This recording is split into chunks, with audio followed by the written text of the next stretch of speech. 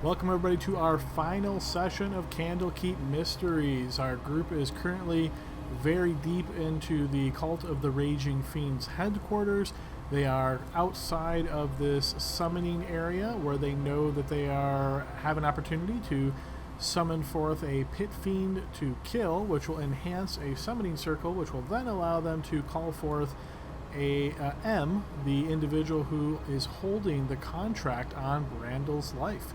So yeah, we're going to see how this plays out. We anticipate this is going to be a little bit shorter of a session depending on what happens.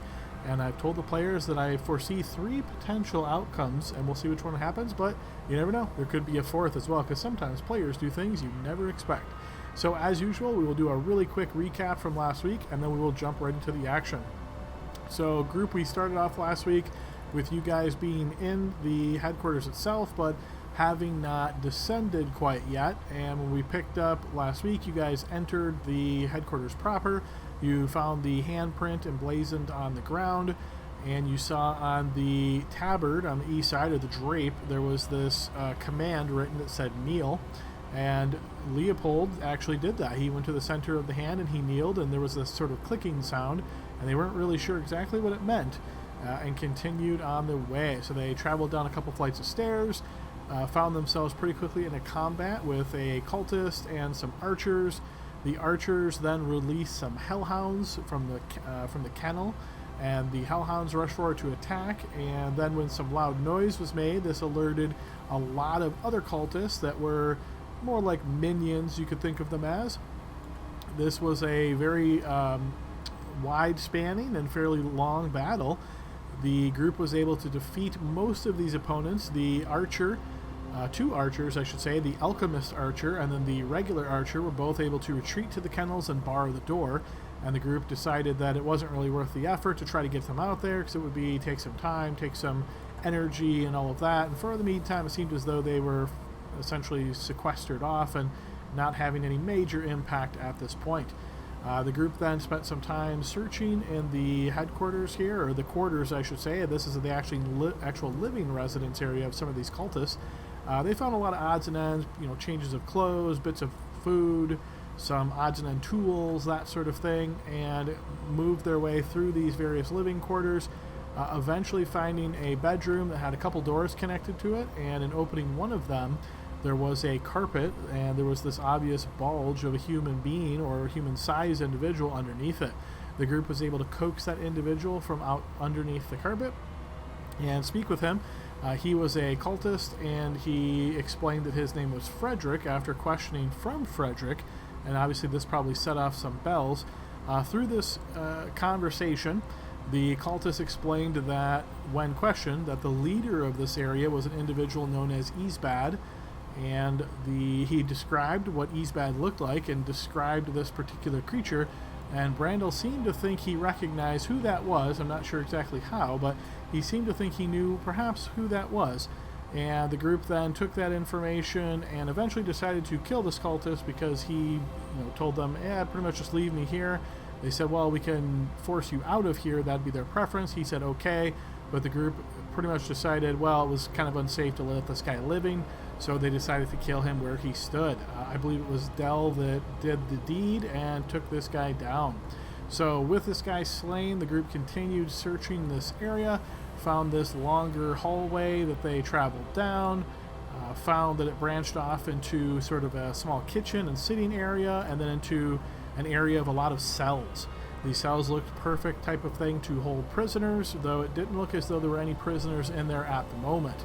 This might bring back some memories of when people were explained that, or when the information the group learned about this cult having been relocated here, and though they've probably been here for some time, it's not like they've been here for years and years, and they're still a bit maybe underpowered for what you might expect, and off in this rural area, not so many prisoners perhaps that you might expect in a much larger town. So the group made their way back, found a locked door, found a statue of a hand on the ground, and was able to determine that after investigating the hand a few different times and some careful prodding from the DM, that they had to touch the fingertips of each of these fingers in order to set them glowing and much matching the statue back out front in the entrance to this church, this headquarters, where there was glowing light at the fingertips of each of these fingers themselves. This seemed to cause an unlocking as the group noticed in this sort of recessed library. One of the bookcases actually opened. The group took the little stairway down there and investigated this open door, searched around some of the books, but not having too much time to look, they didn't find much of interest here. Eventually, I believe it was Dell that stepped through the secret door. When he did, he could start to notice this thickening of this sort of like transparent, or not really transparent, opaqueness, almost like a gathering of thickness. And someone said, well, kind of like mist. And I said, well, not exactly like mist, almost like some disruption in your vision that is kind of solidifying in the middle. This seemed to be a bit dangerous, so the group decided to pull Dell back to the other side, and this effect seemed to immediately end. The group then got into a debate about, well, should somebody go through there? Should they not? Should we tie a rope around somebody? And Dell decided he had had enough of this debate and stepped on through. As he did, the thickening between that entrance started to occur once again, and eventually, with the group kind of looking and being surprised that Dell just kind of did this, the thickening finalized and created this barrier between the group and between Dell. Dell found himself in this room with a creature that looked very much like what the cultist explained, and the cultist had said that the individual's name was Easbat. The creature here attacked Dell and engaged Dell in combat. Pretty shortly after that, Frederick was able to use a Dimension Door spell and took Lexi with him on the other side of that, so the three of them could engage this creature in combat. The creature was using a variety of spells and special effects, though the group was having pretty good success against him, beating him down pretty quickly. On the other side, we had Ranvan, Leopold, Brandel, and Silver, of course, struggling a bit of what to do here. There was some attempts to try to dispel this barrier, though that seemed to have no effect. In fact, the barrier did not detect as magic whatsoever. Oh yes, good call, Lexi. So it was Ranvan on the other side, right, because then Lexi flew through using her wings, and that was much faster. So we had Lexi, and we had Brandel, and we had Leopold on the other side. The group then decided to make their way around to where they knew there was another entrance into that room, sort of a true entrance, and made their way on that side. As the group was sort of converging, the battle was still going on with half the party. This opponent was dealt quite a bit of damage and eventually decided to get the heck out of here. And so he flew as best as he could, put some distance between him and the group. The group tried to track him down a bit, eventually stumbled into a trap that they then later realized had been turned off when Leopold kneeled at the very entrance. But after a period of time, that trap had reset. And so when they stepped on this ground, the ground opened, there was a pit down below and some spears that plunged forth each side of the wall. The group then tried to follow this creature to some degree, but was only able to follow him so far. His speed was a bit high, so he was able to put a pretty good distance between himself and the group eventually decided that it wasn't worthwhile trying to chase him down with his enhanced speed. So the group returned to that room, did a cursory search, searched in another room that was right off of that main room, and was able to find a sort of study here with some more library books, but most importantly, a large obsidian key on the desk. The group was able to determine that this key is what is actually going to open the doors to this location of where the summoning circle they believe to be. So in an effort to make sure we have plenty of time to wrap up our campaign tonight, we're kind of pushing things forward a little bit. Group, I have you right outside of the summoning doors, you might call them, as you guys would have a pretty good idea of where this area is now because of the discussions that you've had. So with this information in hand, the group faces their final fate. So I'm sure I probably missed some there in that really quick recap. Is there anything anybody would like to add that I missed? A couple psychic lances by Brandel using the names Stavius Craig and Isbad did not work. So this creature that we're fighting with a winged head, perhaps that guy that we questioned was definitely not honest with us on the creature's name. Very good point and spot on. Go ahead and take inspiration, Frederick. You said a couple things, so I didn't want to interrupt you, but yes, that was a great point. I was just going to say perhaps, that it could be somebody else or he could have just been yanking our chain. That was the last of it, but thank you. Woohoo! Fair enough. Yeah, anything else anybody would like to add from last week? All right, if nothing else, then as usual, we'll go ahead and award inspiration to both Brandel and Lexi for another entry into Brandel's journal, the final entry. So, yes, we will pick up now and see what happens. All right, group, let me get you back over to the map of the cultist headquarters. Okay, so while we're rotating over, I just want to, for clarification, Adam, I got 2 of my packed spell magic slots back. I'm going to burn both of those using flexible casting and then give myself back 2 sorcery points. Okay. And then from the 11 sorcery points, I'm going to burn 6 of those to give myself back a level 4 spell slot. Okay. Which will leave me Dungeons and with Dragons and math, I like it. which will leave me with 5 total. All right, yes, on your honor, I trust you. That sounds right. Yeah, that gives me 1 extra use of banishment just in case I need it. What does that look like? Is it like Frederick just like expelling energy and then taking it back and just like one hand in the other? No, so like the that would be funny, like a racquetball, but the burns that are on his arms from him casting his spell. He still's not quite sure how, where his power came from because he doesn't know his parents or his lineage at all. But whenever he does that, the little burn that happened from using the spell retreats back to where it was before he used the spell. So Nice. that's why it never looks like it's like fully taking over his arms, because as his magic comes back, it seems like, well, when he's fully tapped, he looks like sunburnt, like Stewie from that episode of Family Guy. Right. All right, I think I'm going to use Divine Intervention right now because I'm going to forget about it otherwise. All right, and which request are you beseeching your deity for? So I've never used this. I'm not 100% clear on the rules. If I can ask it for the effects of a long rest, I'll do that. And otherwise, I'll ask it for probably Hero's Feast. You can ask it for whatever you like, but it doesn't mean it necessarily will work. So you see it notes there that the nature of the intervention, something appropriate like a cleric spell, a cleric domain spell. So a long rest would be beyond that. Doesn't mean you can't try, but it doesn't mean that if you make the roll that it's going to work. Okay, I'll ask for a long rest because I feel like I've got a lot of goodwill because I've never asked him for anything by using this before. All right, so roll a D100 and you're looking for your level or less. So 14 or lower.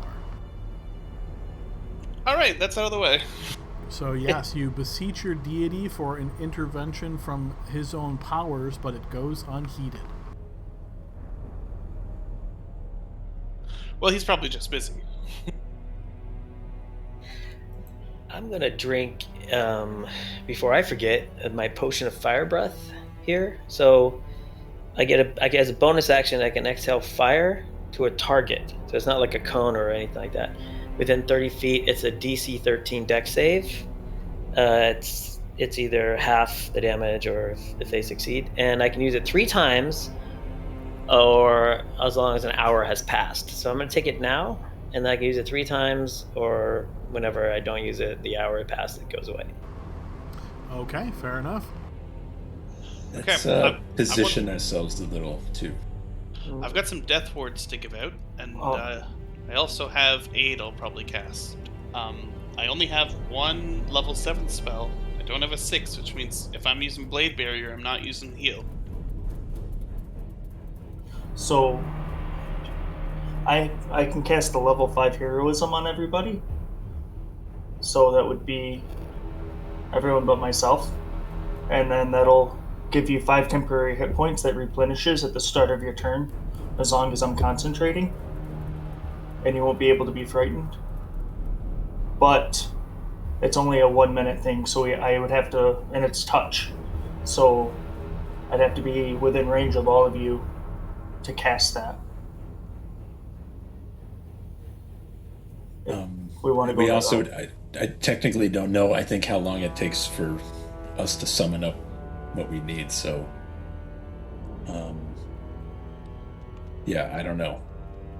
We know where we gotta go to do the summoning. Is that in here? I don't think so, right? We gotta find the circle still. Well, this is I'm assuming the open door is where we came from, and this is the circles where Leo is, right, Adam? That's what it seems to be, yes.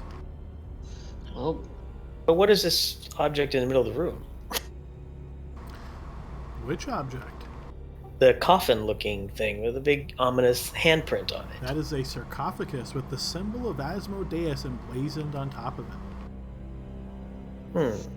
you also see a cask of ale that Frederick had put on top, and he had poured himself a little bit, and he's casually drinking from his flask.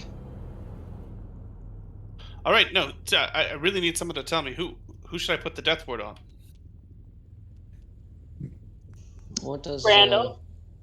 what does a death ward do again? Well, here I'll cast it on Brandel as I explain it. Well, we have to get there, and then we have to.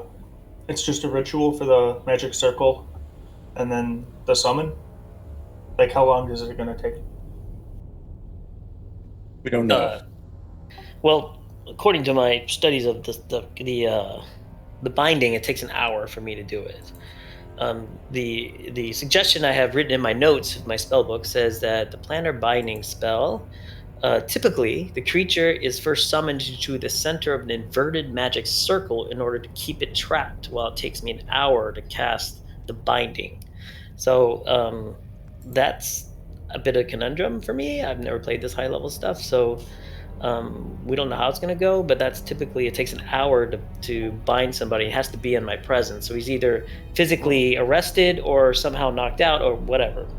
Okay. An inverted magic circle means that it's the spell magic circle, and if we invert it, it means that instead of nothing being able to enter, it's nothing can exit. So we surround an area that with the circle, or the magic circle, and it locks them in that spot for a certain amount of time, and then that's when you can cast the other spell. So I don't know how we would hold M for an hour.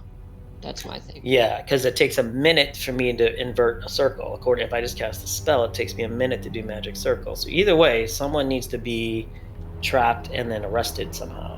Okay, but first we have to do the pit fiend with the slashing damage first, right? Yeah, before we bring M, because it needs to be blood-covered circle, and then M would feel his mortality. So so I can cast Heroism on you guys and girls right before the summon goes off, and then we can destroy that creature, banish it, and then we'll have a second to get everything ready, but not too long because the blood disappears, right? Yeah, might dry up.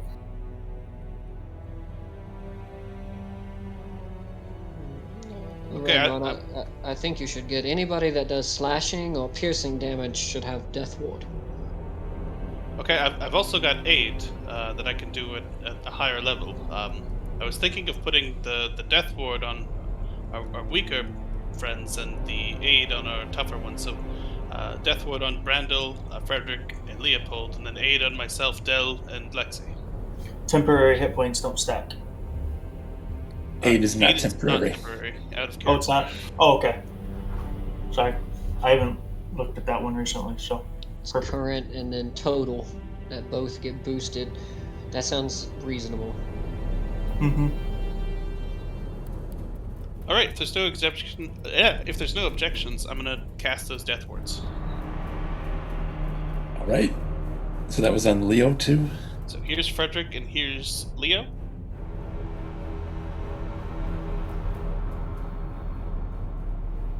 Someone remind me when I die. So for those of you that have Death Ward, do me a favor. Go ahead and add the yellow dot to your tokens, and we'll know that equals Death Ward.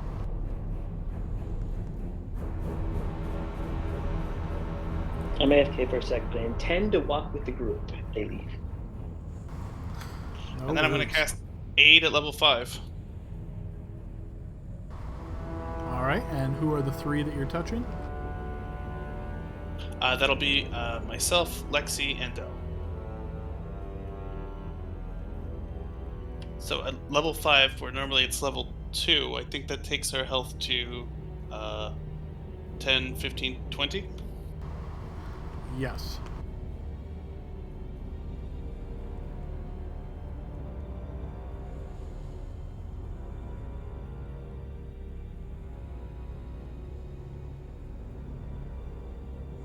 All right. Any other little preparations we want to try? I've got this, which I think Ranvon, Brandel, and Frederick already got a arm punch, but I've also got the for 10 minutes you can roll a d3 whenever making an attack or ability check and add the number rolled to the d20.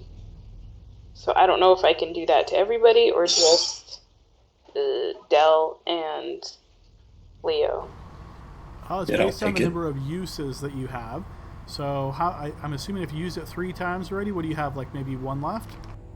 2 left. 2 left. So yeah, you could put those 2 uses on whoever you like. I'll take a D3.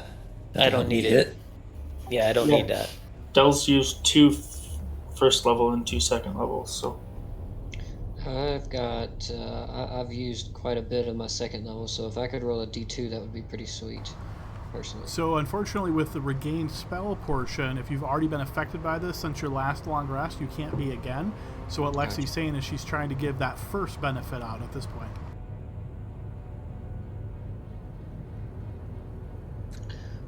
I think you might want to give that to whoever's going to be making physical attacks. So Leo, Dale, yourself.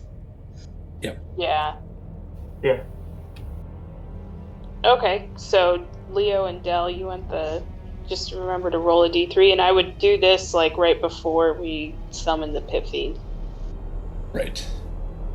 I also have a spell that I want to summon right before, or I want to cast before we summon the Pit Fiend as well. I'm gonna cast this on 2 people, which essentially gives you quite a few benefits, but disadvantage on attack rolls against you from the Pit Fiend, and then it can't charm, frighten, or possess you.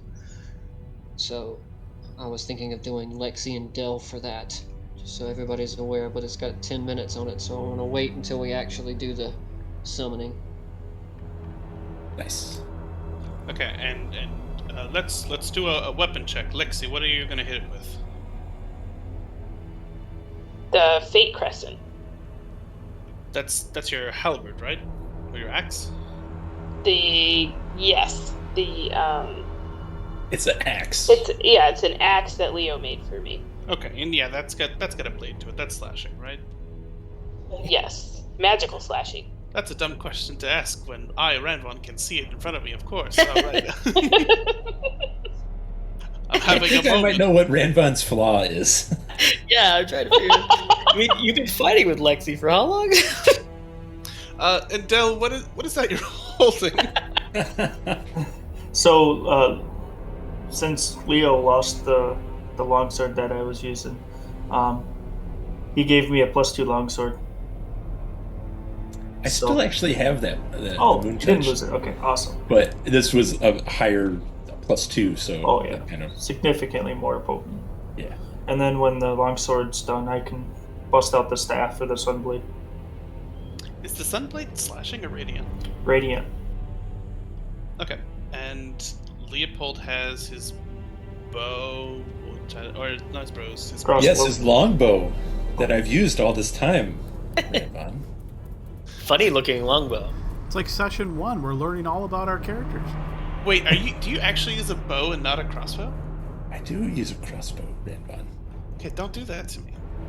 You have me down. I have too many things I need to remember in a day. I can't. If you call me on something, I'm gonna concede on it because I probably misremembered. It's even a heavy crossbow. Okay, I just have a mace. I'm out of character. I can only use simple weapons, so I'm thinking I'm gonna be busy anyway. Oh, and Ranvon, since you're keeping score, I use my nails for slashing damage. Well, I'd stick to your spells. Just this time. Don't be stingy. Got an extra dagger, Ranvon, if you'd like it. Well, I was just gonna hit it with I was just gonna hit it with the mace. I mean, we do have to bring its health down to 0. Or sorry, hit it with Sacred Flame. We do have to kill it eventually, right? It's even when the blood's on the floor, but it still needs to go away. Kill it or banish it. If I'm successful in my banishment, I should be able to send it right on back to hell. I think maybe we just be prepared to have to actually kill it, because sometimes these dangerous creatures can resist things. All right. Okay. I'm ready whenever. Open the door. I'm opening the door. The door has not opened. You have to turn the knob. I mean, we did get the key. Did you put the key in? I think the key only goes to the circle, but I'll look and see if the key goes into this door. You notice that this door is in fact locked, and it looks to be of the same size and makeup as the key. All right, so it goes into here. Anyway, I'll put that in and start turning. And you just tried to call me on the weapon, okay? We all have our moments. You can see it. I can see it from all the way back here. What, Redbun? I can't hear you. This lock is awfully loud. Hold on. All right, well, it looks like our little scripts here, for whatever reason, the doors are not liking it, but I'm going to go ahead and open both of these doors manually. See, it wasn't just me. It might be one of those locks where you have to turn the key twice.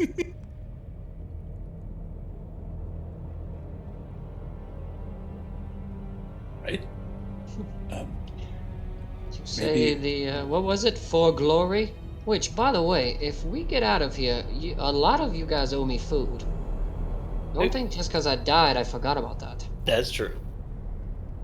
Hey, Adam, can you describe the room? Like, what is that blue thing, by the way? Yes, as you enter the door, you notice a strange inscription, sort of a runic circle on the ground. You can see its mirrored version far to the south in front of a set of double doors.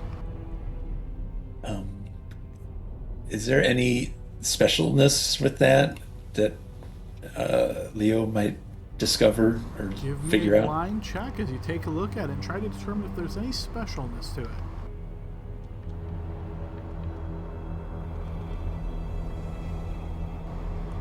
Yes, in fact, these are some arcane markings on the ground that, while not magical themselves, they seem to facilitate some type of movement.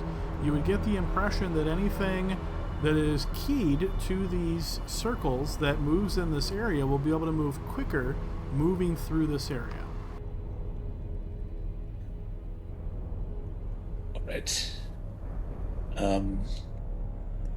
I suppose that's not dangerous then. So, yeah, I guess we'll keep going.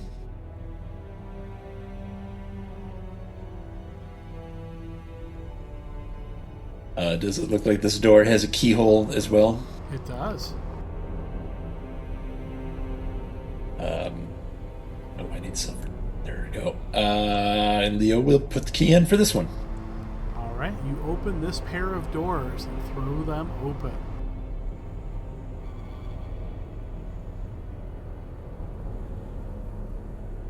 What about behind us? I mean, we didn't really get a chance to fully clear the building. Should we close and lock it? Probably not a terrible idea. Yeah. I have the only key, so that's probably smart. I'll shut the doors for you. Yeah, and Leo will try and lock them. It is successful. Right. All right. We're in. Can you inspect this circle, Randall? Yes, should have. So, can you describe the room, Adam, real quick?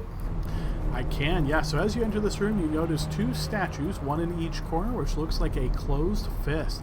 There's a lot of strange symbolism on the ground here. Perhaps the first thing that might come to your mind is depicting some kind of maze, perhaps.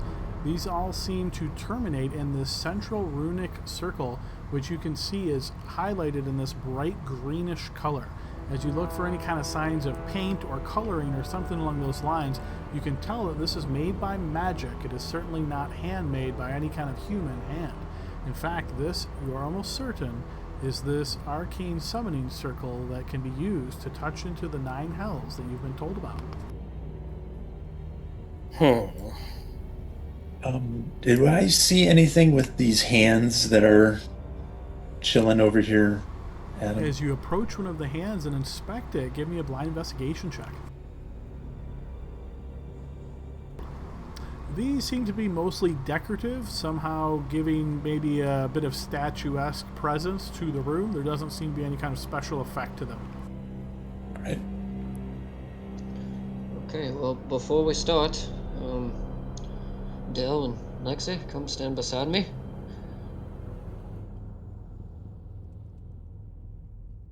Okie dokie. Well, here goes nothing. Frederick starts casting twinned version of Protection of Good and Evil, and you see him. He first casts it on Lexi, and she gets kind of looks like a translucent, shimmering, like glittery kind of field over her. And you watch him as he kind of concentrates and pulls his hand over, and he pulls some of it with him over to Dell, and they both kind of have this sparkling look to them. And I say, all right, when you're ready. We should, if we can, maybe try and encircle it a little. When I cast Blade Barrier, there's nothing really stopping it from just walking out of it. I'm going to try to use my Bigby's hand to hold it, but if I do that, it drops the concentration, so I'm hoping we can smack, and hold with the Blade Barrier, but I've got a fail-safe, just in case. I have to be able to touch everybody for the heroism. Oh, okay, well.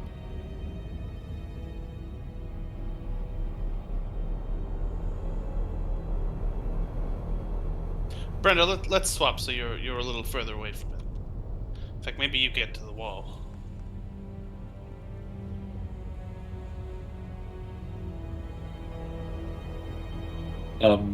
Adam, while Dell is getting ready to do that, can Leo look at the circle now and just kind of maybe ascertain if there's a trick to it or something that has to be done, or... Yes, give me a blind arcana check. So, I'm looking to do this heroism like in the prep round before the pit fiend shows up. So I'm going to flash a genius that too. I forgot. Sorry. Okay. So rolls are hot tonight so far. I'll say that much, Leopold. So what you're able to determine based on this circle is that it is keyed to the 9 hells. This is obviously the circle that was indicated. It looks like there's not a special process that needs to be done here to conjure something forth. You simply have to pour magic into it in order to reach down to the 9 hells and try to summon something forth. The more power that you put into it, the stronger type of creature you can summon forth to the circle. Oh, shit.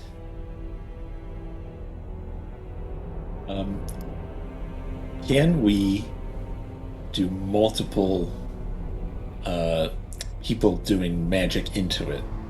Yes, yep. So you can essentially cast or say, like, I'm sacrificing X level spell slot, and whoever has spell slots that wants to do that. Basically what you're doing is you're channeling the magic into the circle, and then you actually start the ritual, and it will take that magic, sort of twist, spin around, and finalize in the summoning. Exactly how long that will take, you can't say for sure, but you think it's somewhere in the range of minutes. All right. Let's go. I can do a level 3. Yep, I'll do a level 3 also, so that's 6 right now. I can bump a level 4. 10 levels of magic, that should be sufficient. Maybe, hopefully. I could put in a level 2 and a 1. I'm guessing we can put these in one at a time until we see that the cup is full, right? Is there a gas meter on this thing? There is not, unfortunately. But you think as you start casting them, you'll probably be able to see some kind of an impact. Maybe the circle will grow brighter, or it will sort of thumb with energy, something along those lines.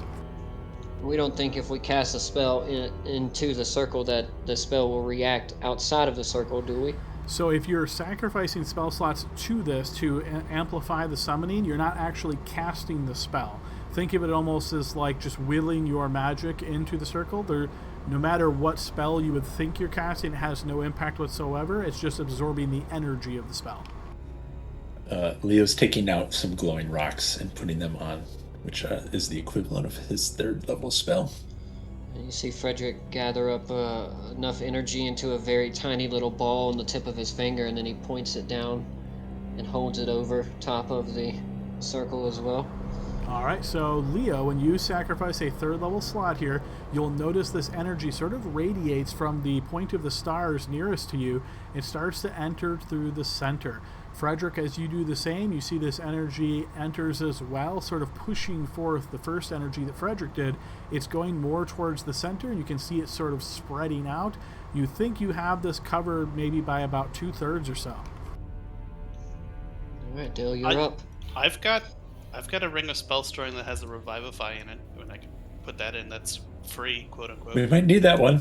Yeah. I can put in a level 2 and a level 1, so that'll be another 3, right? Or Doug could put in a 4. Use Brando's little ones. Can I put in my magic awareness? You could, yeah, the bolstering magic that restores spell slots. You'd have to roll to see what they are, but you sure could. No, it's this one. Sorry, not that one. This one. No, so that's not actually expending a spell slot, so that wouldn't be energy to power the circle. Oh, bummer. Okay. Well, I'll use the other 2 on. I'm going to put a 2 and a 1 in then, so I'll donate 3. Okay, so that means it's a total of 9 so far. So as you do so, Brandel, stepping up, again, sacrificing the spell energy, you can see the entire star is now lit up, but you notice that the circle around the star is empty. So you would get this impression at this point, Leopold. You could certainly start the summoning now if you wish, but you can tell it could take more. I will put another 2nd level spell in there. All right, upon giving it the 2nd level spell, you notice the energy spills out from the star to the circle around it, fully encompassing this sigil. And you can see it actually begins to spin around, and there's this sort of delayed effect as you can see the magic rising and lifting, almost moving around in a strange dancing aerial phenomenon. Dylan, now's probably the time if you wanted to get that ready. Mm-hmm. Cast it and let's spread out. Lexi has to be close for the cast. Okay. Yeah. So, if we think that it's about time, then I'll cast Heroism at 5th level, touching So the 5. Leopold has told you that once he starts the summon, so all the energy is now primed, he could start the summon, and this would be measured in minutes. He doesn't know exactly how many minutes, but it's certainly measured in minutes. Oh, so maybe that's not the Yeah, time. hold on. Yeah. Hold on. I'd say maybe wait. Just use that as your first turn. I don't know. Yeah. Lexi, can you get close? I don't know, guys. Do we want all of us to be in one square in front of a summoned devil? Well, Doesn't sound smart. you also get the +5 on saves. Maybe we wait 1 minute and then we cast it and then we spread. Yeah, that sounds good. Leopold will start. We'll do 1 minute cast, and then we spread out. How high is the ceiling, Adam? Exactly 20 feet from the ground.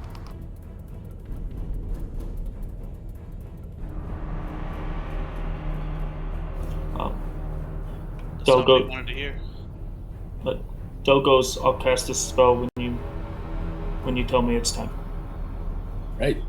And I think Leo is doing whatever he figured out with the circle to start it up. Okay, and I'm assuming here, according to your prior plan, your intention is trying to call forth a pit fiend. Yep. All right. So as you begin this process, you notice the energy circling around here. You can tell almost immediately, it's as though there is an interruption in this process. And suddenly you can all start to hear a voice. The voice rings out saying, You dare to try to use my circle? You who were touched and forever marked by your time in Avernus, yet still you persist? You could be immortal beings, infused with the power of the 9 hells. You could be generals in the blood war. Brandel, while your soul is already forfeit, if you pledge yourself to me, I will grant you an eternity of magical research, being able to explore spells that you have never even heard of. Dalzaris, don't you wish to deliver vengeance upon Uziwag? To force others to serve the strong? To serve you? Leopold, the mysteries of the 9 hells are yours to discover. You could craft the next generation of infernal vehicles and weapons. And Lexi, your bloodlust is unmatched among mortals. You could fight for an eternity, forever delivering death to those before you. Step forth, pledge yourselves to me, and I will give you all that is promised and all that you desire.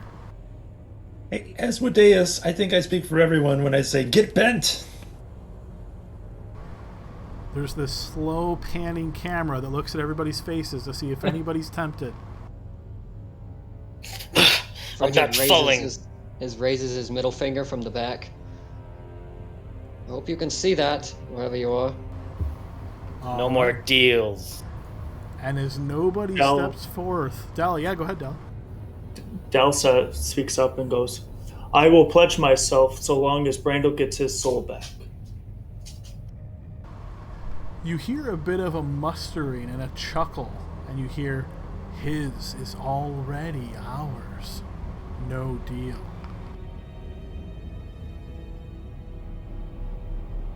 What about 2 of us? Stop! No, we've already come so far to here to get. We can't do this again for 2 more of you. You feel a change almost in the air, as though there is movement, though it is unseen. You hear, a bargain. I like a bargain. 2 souls for 1. But who would throw away their lives for one who shows so little loyalty to you all? One who covets power clearly and thinks that his magic will protect him from everything. You would sacrifice your own souls for him? I lean forward to everybody and I say, hey, guys, I understand where you're coming from, and I've thought the same. Sacrificing my own life for Brando's. But we leave here with 5 people's souls and silver. Or we die trying. If you agree to this, you're just putting us all in danger, because we'll be right back here in however long it takes to get the rest of you out.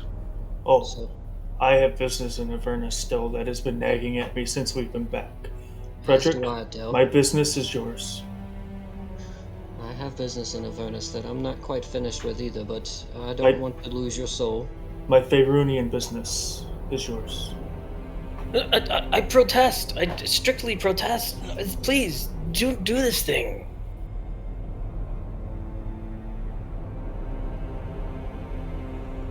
Keep going, Leopold. Power could be yours. Power as you have never imagined. All of these minor inconveniences, things that have troubled you, people who have turned on you, all of them will bow down before you. Pledge yourself now. Load up your a-hole. He does seem kind of eager. Shall we do it? There's no way. Do what? Pledge ourselves. Oh. What business do you have in Avernus? This is not the place to discuss this. We had Wait a a bit. moment in the room before. For one, I have business with a certain warlord. That can all be taken on our own terms, Del. You don't need to sacrifice your soul for that. And As you say Lexi, this, Del, you get a sense, a smell almost of the Avernian wastelands. You hear a pig-like squeal that you recognize as that of Uziwag, just at the edge of your perception.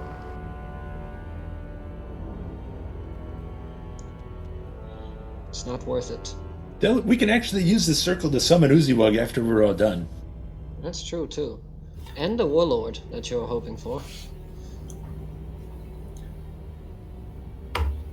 Del pledges himself.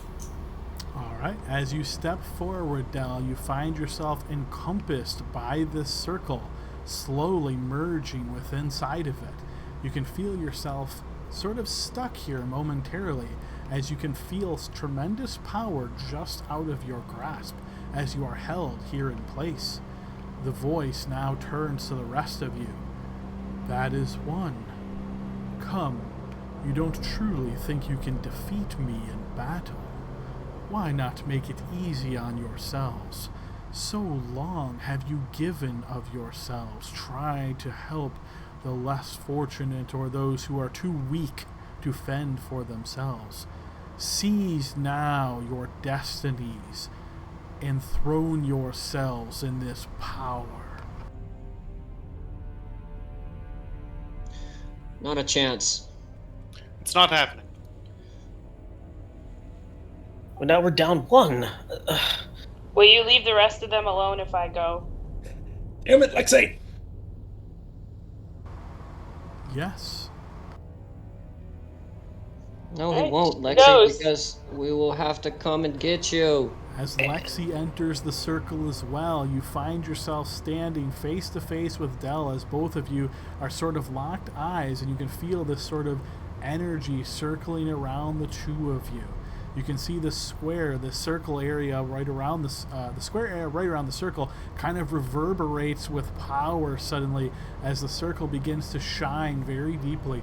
Lexi and Del are both portaled out of here. Oh my gosh, I did not. And the place of the circle, you notice a being suddenly appears.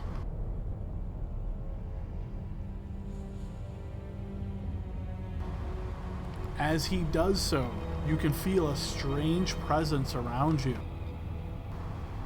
You feel sort of sick almost, not to the point where you're vomiting, but you can feel like illness surrounding you, trying to invade your presence, invade your space. It's almost as though this yuck green sort of filth is just sticking to everything around you, to your armor, to your hands, to your legs. You see he looks towards you with a green burning fire in his eyes. And as he does so, he looks and cocks his head, not unreminiscent of a hyena. Two have pledged themselves. You truly do not think you can win now. I know you are smarter than that. Come, bow before Isbad. Bring your power to mine. That wasn't the deal, you asshole. They said 2 souls for 1, give Brandal's back, and fuck off. And you would not harm us, is what the deal was. You would leave us alone.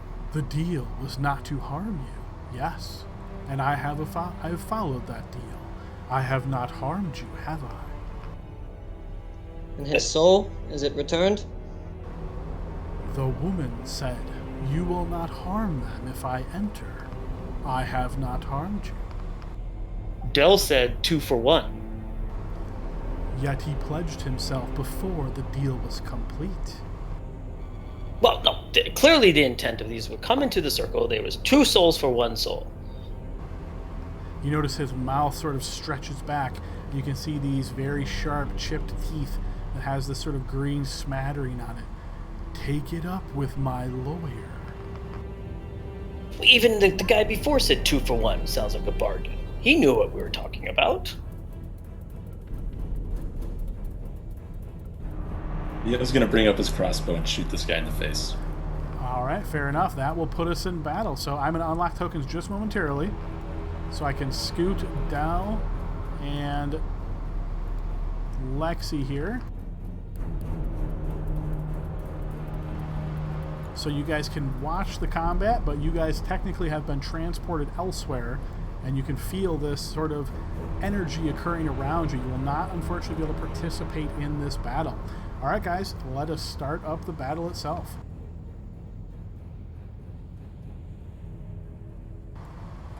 Okay, Frederick, you are the quickest to react as you notice that Leopold sort of goes for his weapon, and you can see that smile on the face of Isbad grows.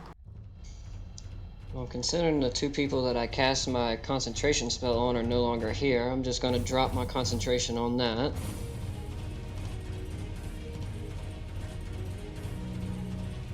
And seeing Leopold raise his crossbow,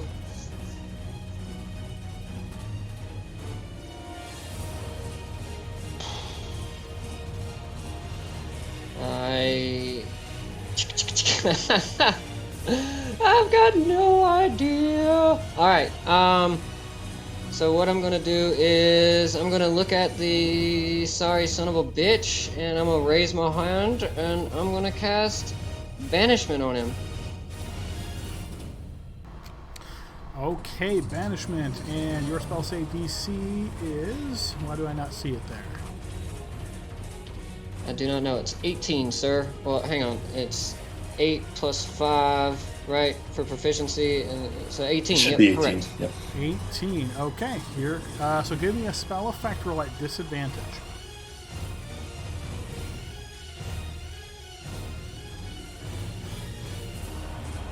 Okay, you cast the spell, but it has no effect.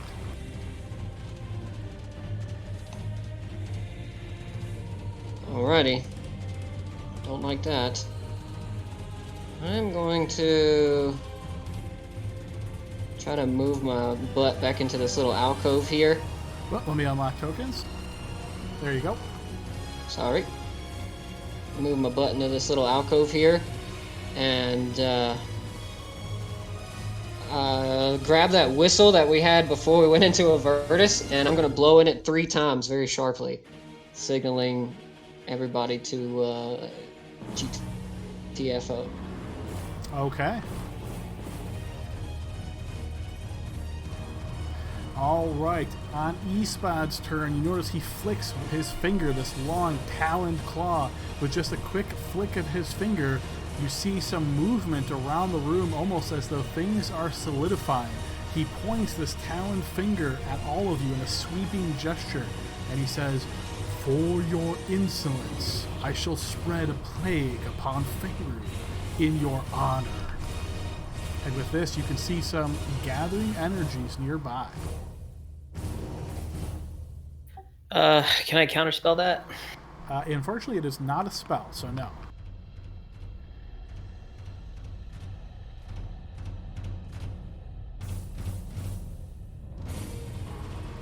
Alright, as you're standing in this area, you can see 4 of these greenish orbs suddenly materialize.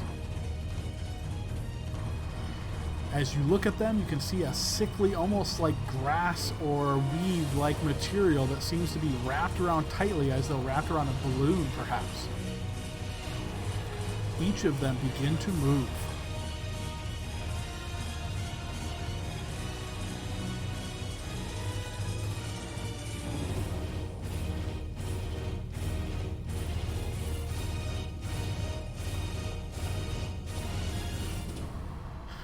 Okay, and then Esbod himself is going to make some attacks against Leopold. Leopold, he is first going to attempt to bite you. I will need a defensive roll, please.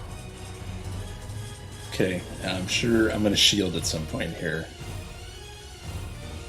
Hold on.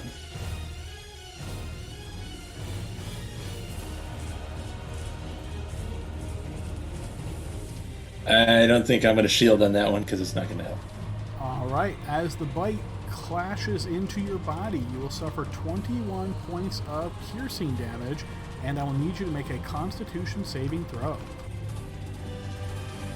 Sure would be nice if we had a +5 on this. Leo shouts out to no one in particular. Okay, you don't have disadvantage on this for some reason? No, I think I just had it clicked. Okay, fair enough. You fail this save and find that you are now poisoned. Amazing. In addition to that strike, the creature, Esbod, is then going to attempt to hit you with a claw, another defensive roll.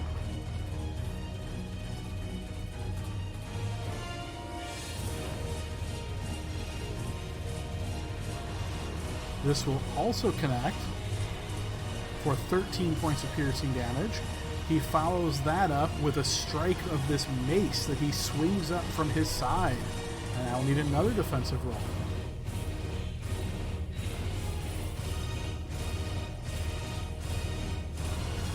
This will also connect for a total of 39 points of damage between bludgeoning and fire.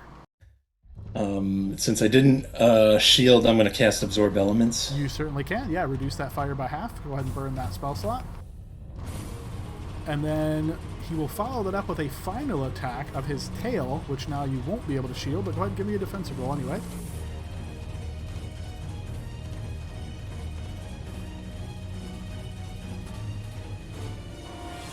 This will connect as well for a total of another 25 points of bludgeoning damage.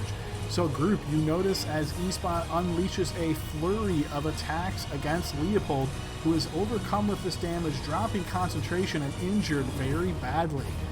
From there, he is going to fly. He flies right above you all to here. So think of him as being 5 feet above you, Leopold, in this space.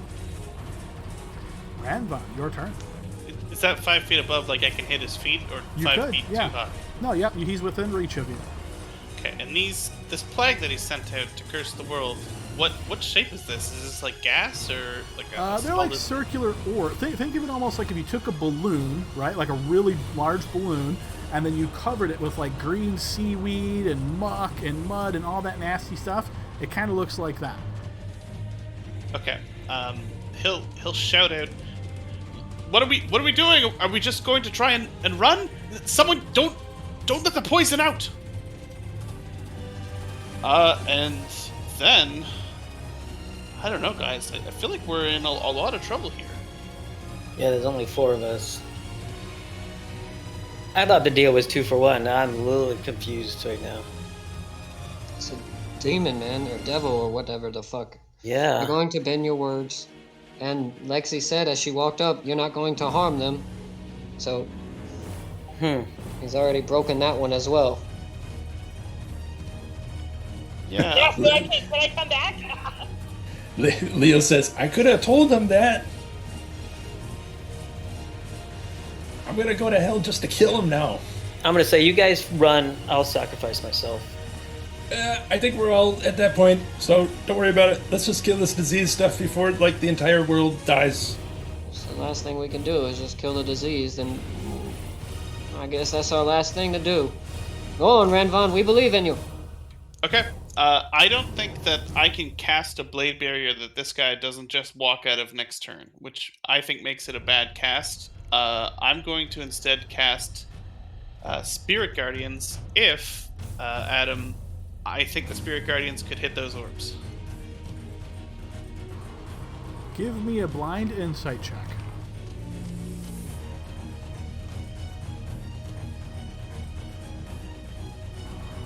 They're moving like objects. They could be creatures. You're not quite sure. You could certainly cast it and see if it affects him. We're gonna have to take that chance because Rambo doesn't want the world to get poisoned. Spirit Guardians, I can see all my friends, so they're excluded from that. All right, go ahead and post that. And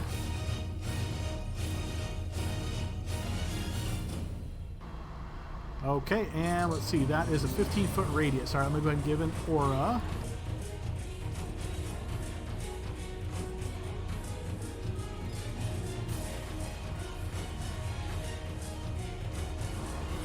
All right, your Spirit Guardians come into effect, and I believe they won't do anything until the enemy's turn, if I remember correctly. That's correct. If they are moving at all, I would see them halved. I will take a step to here, because I think the plan is for us all to try and leave. Okay, as you step there, hang on one sec. Oh, sure. Nothing happens. All right, Brandel, your turn. Okay,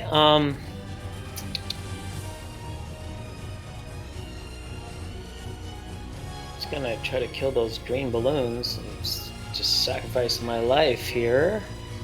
So I'm going to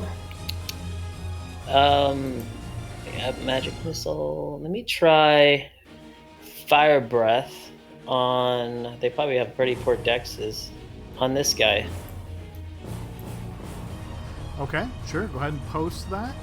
Do you have that built into your sheet? No, it's kind of like this.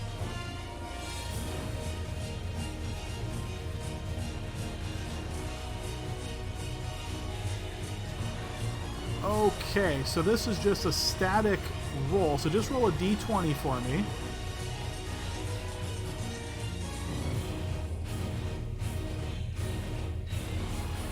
Okay, so this orb succeeds on its save, so it will suffer half damage. Go ahead and roll 4d6. I will take half. You now realize that these things can be damaged. That's bonus action fire breath on there, and then action is going to be wand of magic missiles. I'm going to do 2 charges, so that'll be 4d4 plus whatever. So you're casting magic missile using 4 charges, meaning you're casting at level 4? No, 2 charges, so it'll be level. So 4 2. missiles. Yeah. Gotcha. Okay. So yeah, Same go ahead and one. throw that d4. We'll multiply that by 4 then. Whoa. So that's a Whoa, d4. that. Just roll 1 d4.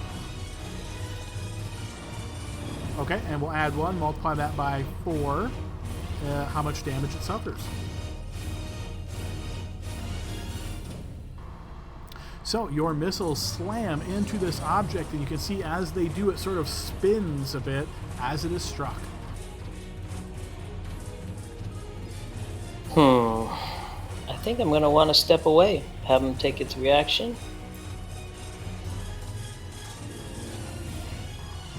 You step to there, nothing happens. As you step to there, however, you will notice that Easebot is indeed going to attempt to strike you here, and he is going to go for a bite here, so I will need a defensive roll from you. Alright, shield the hit. I'm going to use it. Alright, go ahead and burn your shield. Unfortunately, this will still hit. It's going to be 24 points of piercing damage and a Constitution saving throw. You are going to fail this save and find yourself poisoned.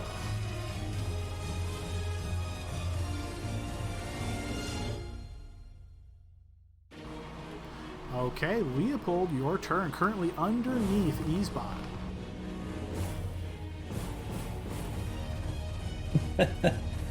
Okay. I guess I'm gonna cast haste on myself. Okay. I'm gonna run here. And I'm gonna start taking shots at this green orb. Okay. I don't know how hard it's going to be hit, but I'm going to sharpshooter these. I just got 1 since this is my hasted action. Okay. The bolt does indeed connect, damaging it. Okay. So that was main action, hasted action. Silver is going to be my bonus action. She's going to come over here, and she's going to try and bite the orb like a dog biting a water balloon. Okay. Yes, that will connect as well, damaging it again. And she'll just get one more square over here next to Brandel to try and help him out if something goes after him.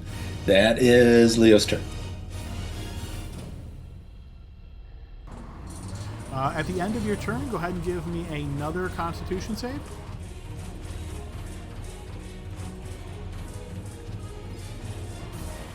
You are still poisoned. Top of the round, Frederick's turn. Okie dokie artichokey. Chicka chicka what? Alright. Okie dokie. So you guys see Frederick from around the corner. He pulls that rattlesnake skin glove on his hand, and he kind of, oops, I'm sorry, I forgot to flip it back over to me. And he kind of flips it back and forth twice, and it grabs quickly. And a little shield of magical energy wraps around Ranvon. And then he is going to pop out to here and targeting this orb with his first blast from Eldritch Blast. He fires it off, and then he fires the second one. And then First he's one gonna fire. misses, second one connects, and the third one will cause it to explode. You notice it explodes almost as though it's going to spread this material everywhere, but after it explodes, it immediately implodes, and suddenly it's gone. There we go. Alright, back into my hidey hole. So Ranvon's got that +2. Yeah, so at the start of Isbad's turn, he will need to make that save. So Ranvon, go ahead and throw a spell effect roll. Okay, and this is Wisdom.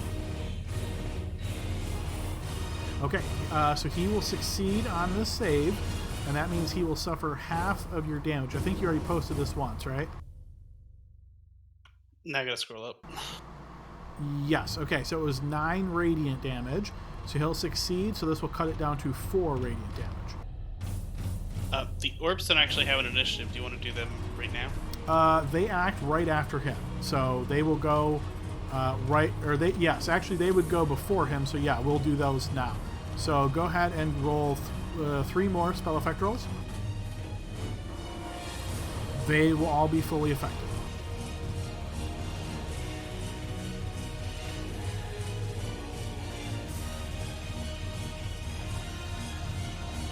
Oh, I need to post the spell again, don't I? Or are you going to take that same damage? I'll take that same one for this round, and then next round I'll ask you to reroll.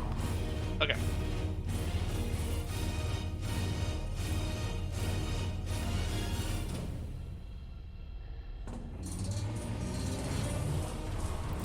Okay, and then there's one just under him, so let me get that one real quick. Okay, so that is your effect. Okay, beginning of his turn, you're going to notice he flicks his finger once again, and you're going to see some more of these green bubbles suddenly appear. Oh no.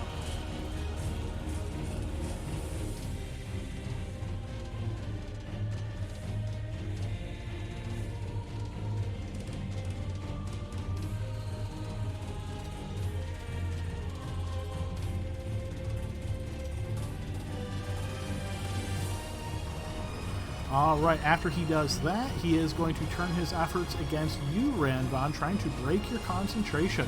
So he will attempt to bite you first. So defense roll, you get to add 2 extra for... Alright, you are able to block his bite. He will then attempt to hit you with a claw. You'll block that as well. He'll try to hit you with the mace. Mace will manage to connect against you. That's going to be for 41 total damage, 15 bludgeoning, 21 fire. You manage to maintain concentration on this as the tail then comes smacking down upon you.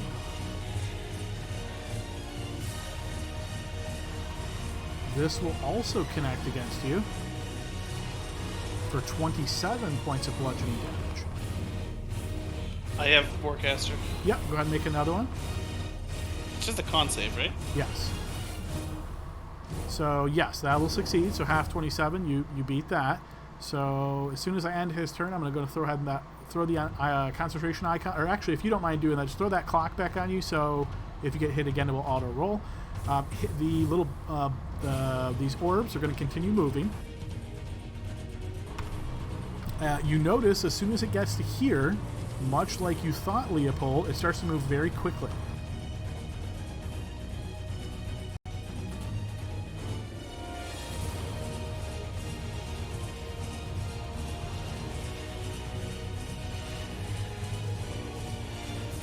Are the new ones also moving? Because if they are, I want spell effects on them. They haven't entered the space yet, so let's see, 1, 2... Yes, go ahead and roll 4 of them. They're all going to be there eventually.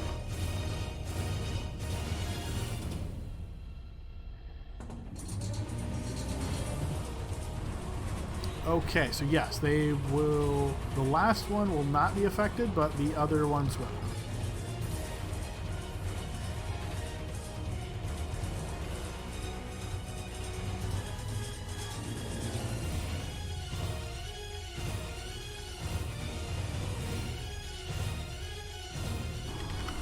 Okay, that is his turn. We move to Ranbon's turn. Okay. I mean, it's not great. I'm gonna disengage and move towards the door. So there's 15. I'll look over my spell list and pray for a miracle. Yeah, you haven't done your divine intervention yet, right? Unfortunately. Unfortunately, we did, and it was a big whammy. I'm going to cast... No, I don't think so. I don't think so. I feel like I got nothing good here, guys. So I'm just going to move 10 more feet. Can I occupy a zone with these things? Or Would you like to try? Does it look... It's like a big bubble, right? Do I think Yes. it will pop if I walk into it? Like, just looking at it. If it looks like a big bubble, I'm not doing that. Since you said that, I'm going to say yes. You think that could be it? I got some. Although, I don't know that anyone in this world would be super familiar with bubbles, but anyway. Brando Never at seen the a bubble start. before. Oh, sorry. What was that? I said I've never seen a bubble before. Oh, Brando, at the start of your turn, as you are currently poisoned, you suffer some damage from this very potent poison. 18 points of poison damage. And then it is your turn, Brando. Okay, head count 1, 2, 3, 4. 1, 2, 3, 4, and a dog. Okay, I say some magical words, and I want to put a wall of force right on that entryway to block off the blob and Isbad. Okay, you put up a wall of force. Okay. Let's burn a spell.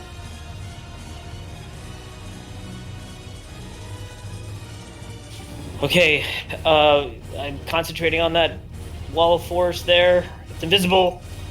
I'm gonna move here, and then I'm going to bonus action fire breath on the blob south of Leopold. So Dex save 13, DC 13. And this is just single target, you said, right? There's no like Yeah. spillover effect? No, it says a target within 30 feet. Okay, so just roll a d20 since this is a set modifier.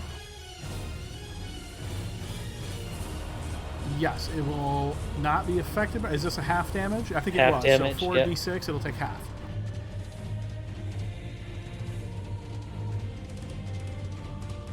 Uh,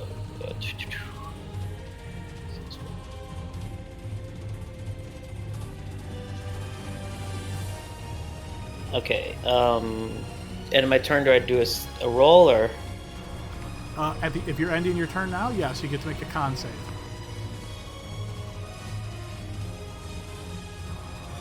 You fail to save and are still poisoned. Okay, Leopold, starting your turn, you will also suffer some poison damage. 19 points of poison damage. Down. Leopold, you succumb to the poison. Yellow, was that death ward? Yes, it was. So I believe that means your death ward's gone now. And you have 1 HP, I think? Yep. Mm-hmm. I'm assuming I'm still poisoned as well. Let's see. Does it say anything about takes poison off?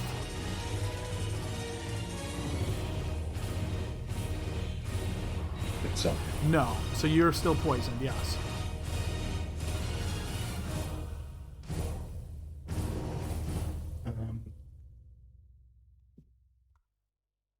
I'm going to cast Lesser Restoration on myself Okay. using my main action. And then,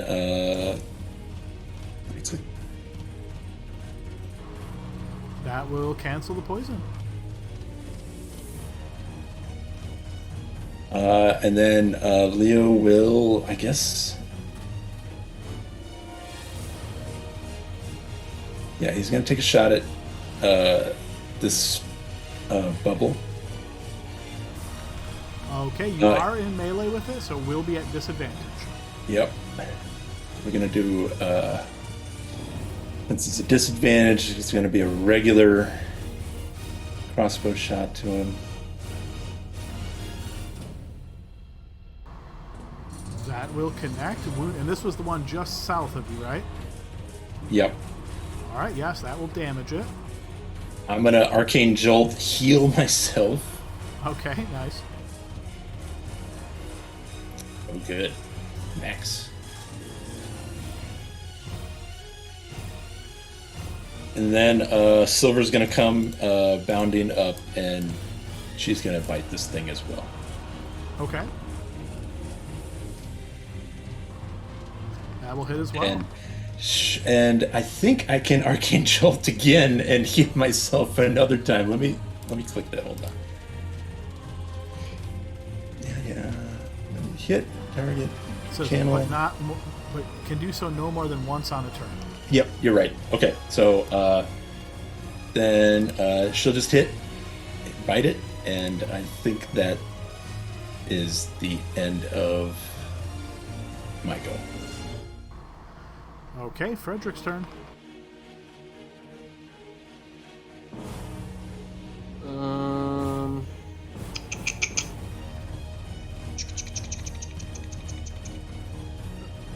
I concentrating on something? Yeah, Shield of Faith on Ranvan. Okay. I don't have much. I know that we should get rid of these orbs, so I'm actually going to move behind Silver to this space and target the one over Silver's head. I'm going to blast 3 Eldritch Blast at that one. Okay, sure. First one will miss. Second one will connect. Fourth one will connect as well, and this will cause it to implode. Okay, so then that was 5-10, so I'm gonna go to 20. I'm sorry, I made that all bad. Sorry, 5-10. I'm gonna move to here. That's 25, and then I wanna tell Leo, all right, open this door and then lock it behind us, and then I'm gonna get to this spot here to hold it. And then that's Okay, on Eastbod's turn, you're going to notice he flicks his finger once again, and you're going to see more of these emerge past the wall of force.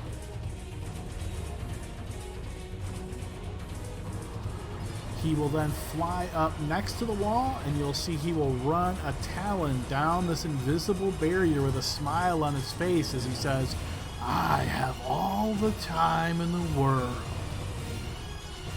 And these things will begin to move. Leopold, you will notice the one right next to you moves pretty quickly as it gets towards the doors. Right in this little tiny gap between where the two doors meet, you see it just kind of gets absorbed. Yes, go ahead and roll that, Ranvan. I'm a dummy. I clicked the spell again. Give us. Yep, that's good, because we needed that as well. But then a spell effect roll as well. How many am I doing? I see 5. Yeah, I guess do 5. You might as well. Yeah, those will all be affected.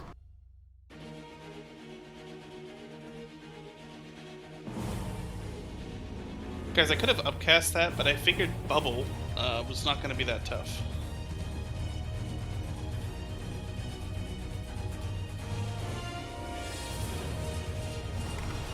Okay, and then they move at half speed, so that would be 10. It's then going to get sucked to the other side of the door, presumably.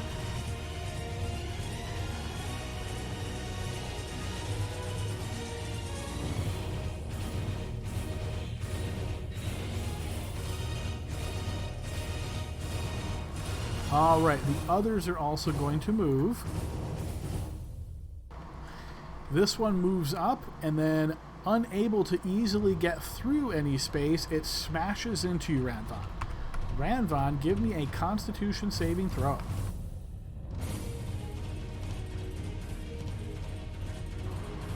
You will fail this save, suffering 44 points of poison damage.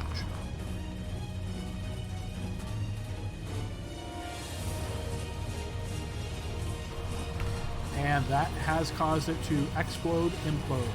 The others move.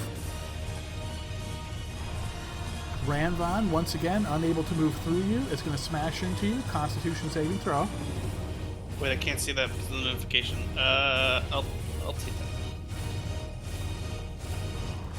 You are going to fail this save, suffering 36 points of poison damage.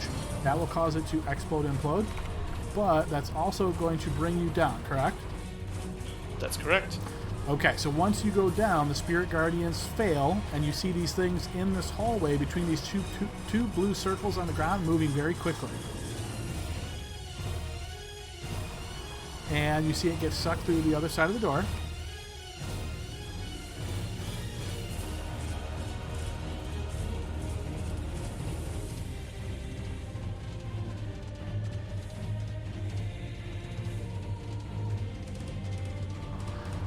Making sure I got all of them. Okay.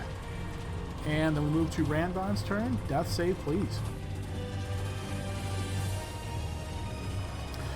Nice. Ranvan pops up. That should have been to GM, but that was cool that you rolled it. So anyway, you pop up with 1 HP.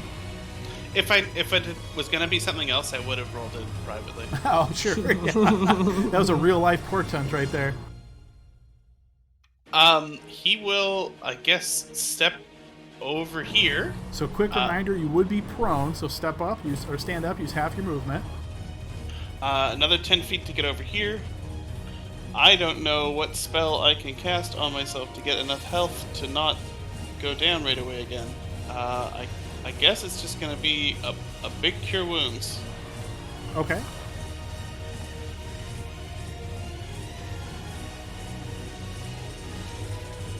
So I'm just checking what spell levels I actually have left.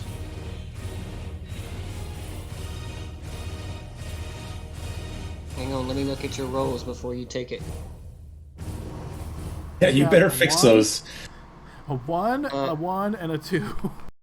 Yeah, so I'm going to spend 1 sorcery point to re-roll both of or all of them once. Because it says I can do any of the dice but once, and I have to use the new roll. So you go for it, Ranvan. Re-roll it. So I'm rolling 2d6? I think you were throwing 3d8, right? Because he's having you essentially re-roll all dice, and you rolled 3d8 on the original cast, so just throw 3d8 new. Okay, so you'll get 11 plus 5, so 16 instead of 9. Okay, that still wasn't enough to be worth it, so I don't know why I did that. That's okay. And then I will complain to Leo to get the door open. We have to get out of here. We'll formulate a plan later. Okay, Brandal's turn. Longer. Oh, actually, sorry, Brandel. At the start of your turn, that poison damage suffers to you for 25 points of poison damage.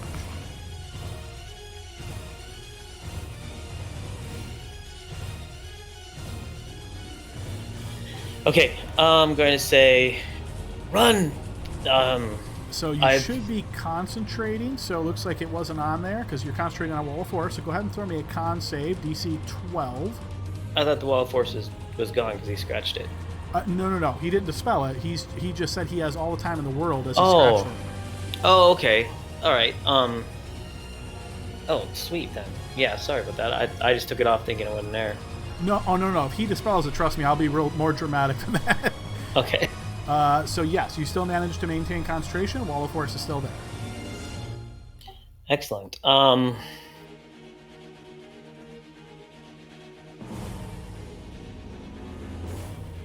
thought it was gone. I had a whole plan.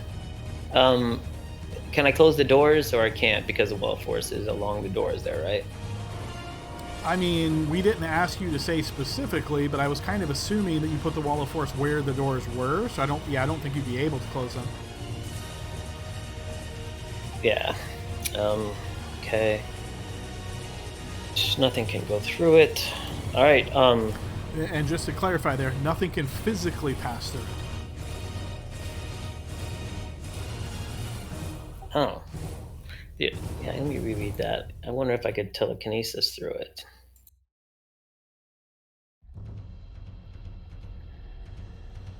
Oh, it's just a physical barrier, right? Immune to damage. It's a physical barrier that also blocks travel through the ethereal plane. So if there's something that you would use, like a teleport or something, or anything that specifically says, you go through the ethereal plane to go there, it blocks that as well, but it only is blocking physical things. All right, I'm going to say I should have died a long time ago. Run for your lives. Do the best for Faerun. I'll hold him off here in the hallway. And I'll do bonus action Staff of Fate. I'm going to give myself a D4 to use. I'll take that charge off.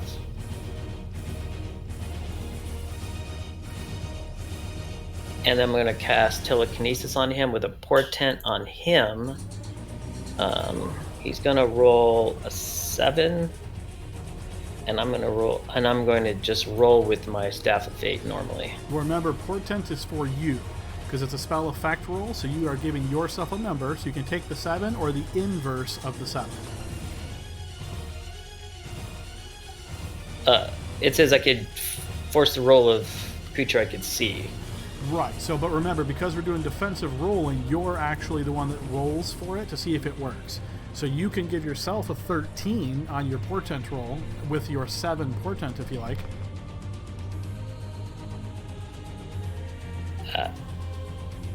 Yeah, this inverse rules kind of confused me from the start, but I want to nerf him. I don't know how. So with right, semantics. So you're casting telekinesis, so normally he would make a saving throw.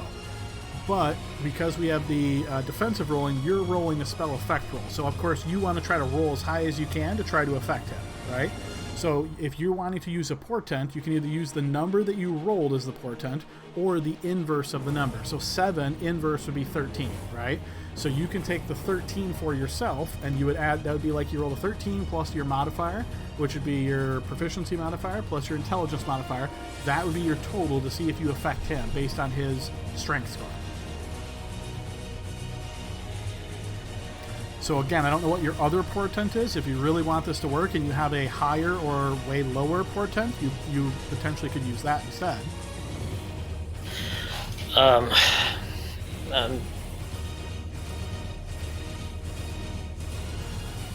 Okay, so I got to think of my portents as inversed then, I guess, right? If they're low, yes, but if they're high, then you can just keep them what they are. So what were your portents?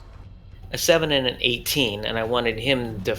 So if you really want this to work, you would portent yourself an 18. So you would get an 18, then you'd add your +5 proficiency. That'd be 23. Then you add your, I'm assuming you have a +5 int. So that'd be a 28 spell effect roll against his strength. Plus my Staff of Fate. Yeah, I'll do it. Okay. Okay, so you do all that. You burn your 18 portent. That will work. So he is affected by this, and he is now restrained based on your telekinesis. Okay. And I don't think I could do anything. I just hold him at this point. But remind me, telekinesis is concentration, right? Yes, and the wall gone. Wall is gone. Okay, got it. Yep, that's the intent. Wall's gone. I have him. Run for your lives. Do the best for Faerun. I will hold him off. It's nice knowing you, friends. Okay, if that's the end of your turn, go ahead and make another Constitution saving throw. See if you can shake off this poison. I'll inspiration this if I need to. Okay. I will inspiration that. All right, that will fail. Go ahead and reroll. That will succeed. You are no longer poisoned. Oh, my turn's ended. Yep. Okay, Leopold's turn. Hasted action, jamming that stupid key into the lock and opening the door. Okay, Main managed action. to open the door. Gonna start blasting away at a-hole over there. You mispronounced it. It's Eastbound.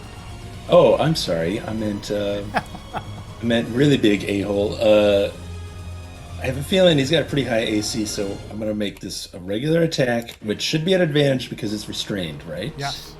Yep.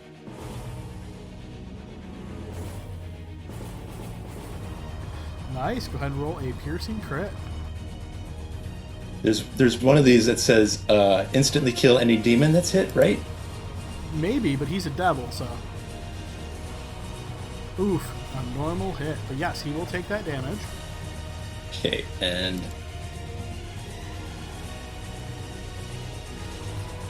That will miss, unfortunately. all right. Leo's gonna step out, and I guess he'll just hang out there for the moment. Silver,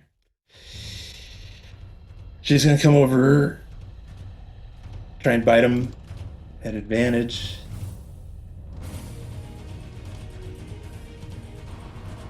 That will hit. And then she is going to retreat herself. Okay, so he does get a reaction. So he will take that reaction to try to hit her with his mace. So defensive roll at advantage.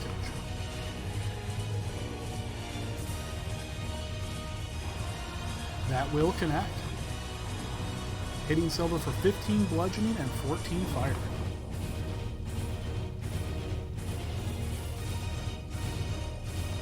Okay. I think that's it. Okay, we move to Frederick's turn.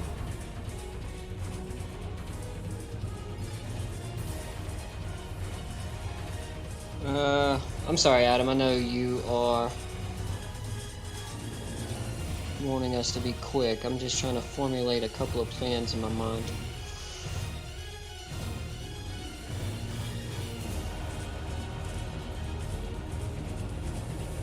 Okay, the way I see it, I have two options here.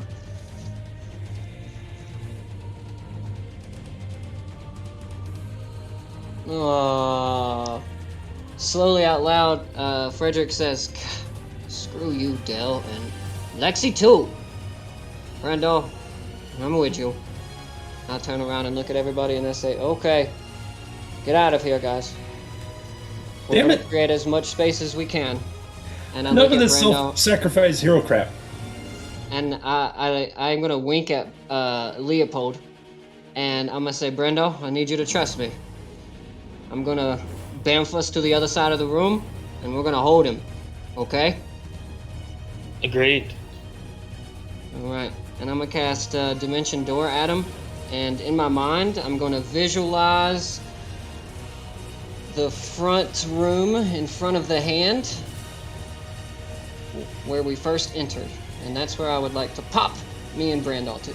I lied to my buddy, I'm sorry, but he was willing when I cast the spell. Your spell fails, Frederick.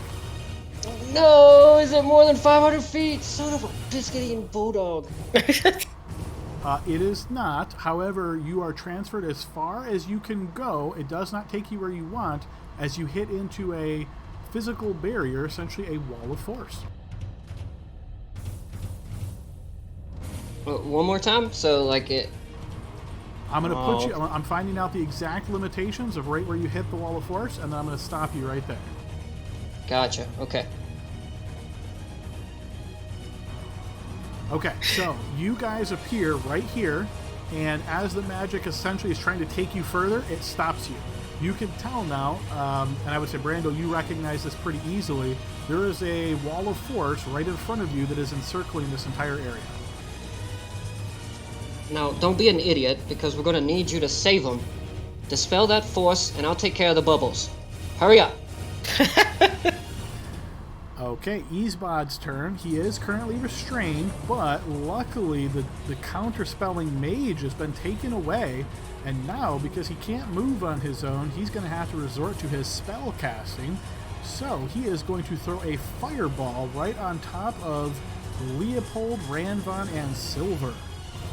So all three of you, I will need dexterity saving throws.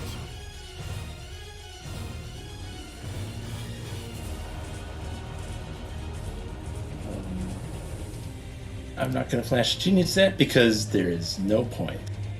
Hey, Adam, can I do this?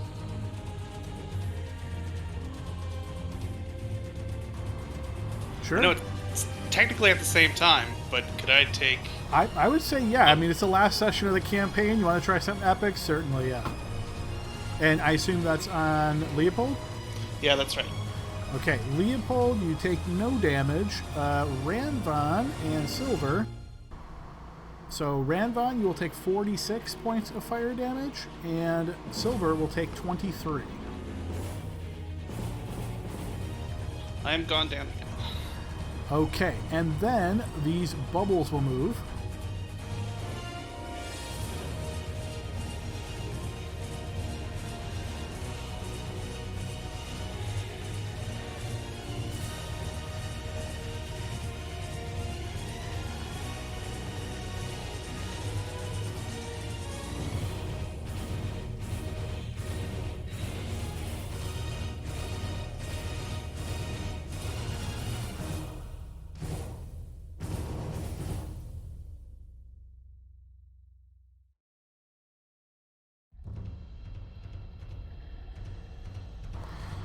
Okay, bubbles move. And then it is Ranvan's turn. Death save, please, 2 GM. Yeah, so I've switched it to GM because I'm not as confident this time. All right, and then we move to Brandal's turn. What curveballs all over the place? Let's see. Oh, actually, I'm sorry. I didn't move the other bubbles in you guys' room. Let me take care of that real quick. Brando, you'll notice that as it gets to here, it gets sort of absorbed, and you see it vanishes on the other side. One green bubble has made it out into Faerun to have its effect. 2 green bubbles have made it out into Faerun.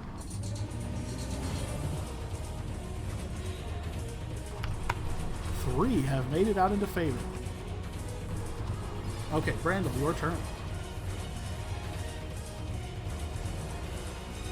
Well, I can't disintegrate a wall of force right now. And take out the bubbles. We can't let any more get out. Can I touch just the free action to see if the wall of force is still there or not? Because they went through. Yes, you reach out and you feel that barrier that is invisible, but you can certainly feel it. All right, with my hand out, I'm going to move there. Do I still feel it there? Just kind of brushing. Yes. Okay. You'll notice, actually, in fact, if you try to move through there, you won't be able to. There's literally a transparent barrier there. Okay, I think my telekinesis is gone on the guy. I don't see him. I'm sure I have to maintain contact with him. Does it say that? Because I'm assuming it's still on. Let's see. Actually, I think you have to use your action each turn to reapply it, right? Yeah, so now I would try to move him. Just go ahead and post it real quick, Ann. Let's see if it says you have to see him or something like that.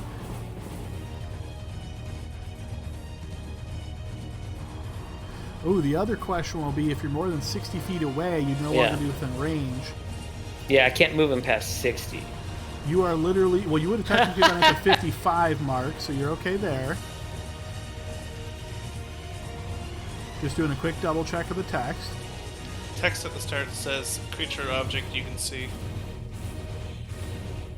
I guess that says when you cast it. Oh, yeah. And down as your action each round. Right, so right now you would need to be able to see him in order to affect him again, but that doesn't mean the spell's over. You have the effect, it's just not applied right now. Yeah, and if I were to use my action to move him, I'd have to see him.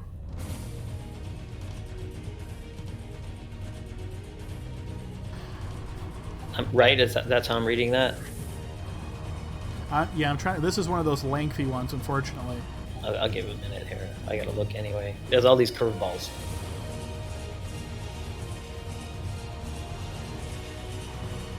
Right, so like Ranvan was saying, so when you cast a spell and as an action each round for the duration, you can exert your will on one creature object that you can see within range. So right now you can't see him, so you can't attempt to affect him. So essentially, unless you get back to the point where you can see him to try to apply this, he will be free, but then in future rounds, you could use an action to try to reapply it up to the duration of 10 minutes. Yeah, I still have the spell going. I just can't see him anymore. So I'm gonna object to 1,000-pound object.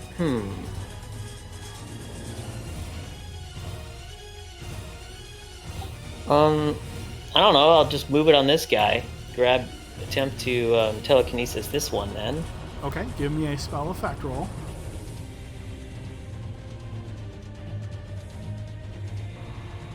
Yep, you are able to restrain him now. Okay, that's my action. That guy's restrained. Bonus action, fire breath, my last one, on the one I have restrained. Okay, straight D20. It will succeed on the save, so it will suffer half damage. Roll 4d6. Alright, it is scorched by your fire breath. That's all I got. I'm not tuned for damage, remember? Okay, Leopold's turn. You realize, Leopold, this fire that should have struck you hard somehow redirected itself to Ranvan, who has collapsed on the ground. Ranvan, shit. Okay. Main action. Main action, cure wounds to Ranvan at 4th level. Okay. Wait. I don't have it prepared, so I guess actually it's going to be a 1st level cure wounds through my spell storing item.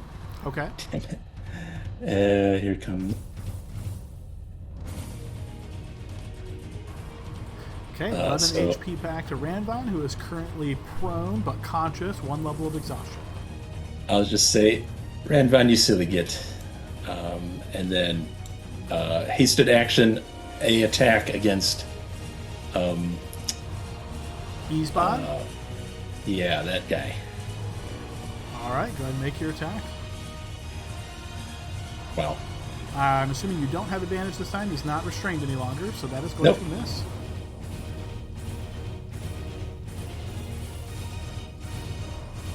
Oh, was that a nat 1? I couldn't even tell with the grayed out. Yeah. Okay, so you have to use an action to clear it before you can make another ranged attack. So your magic that auto reloads is like conjigured up. Super. I imagine, I think it's an action to grab Ranvan and start scooting him, right? It would be, yes, to grapple and move. Silver is going to run down this hallway and try and bite Easebod, Esbod. sure. He's on down the road. That will connect. Cool. So that is Leo's gonna stay there. That's his turn. Okay, Frederick's turn. Okay. Picking up on the we can't run the hell away scenario. I'm gonna move here. It's 5. Seeing that those little bubbles slip past us and I can't chase them down, I know that I've got to try my best to take them out. So the one that's already damaged by Brandal's breath, he restrained that one as well, right? He did. It is currently floating in the air as opposed to rolling on the ground. Perfect. So the other one then that's in the door space, what I'm going to do is... actually, no. Because it's restrained, I'm going to take those 3 shots against it and try to pop it while it's sitting there. Okay. First shot. It will connect because it's restrained. Perfect. Second also hits, Third shot. as does the third. Didn't do enough to kill it, so I look at Brandon and say, okay, well, if you want some hero stuff, try this. And I'm going to run, and then I'm going to dive into this bubble here and try to pop it before it can leave. As you dive onto it, throw me a Constitution saving throw.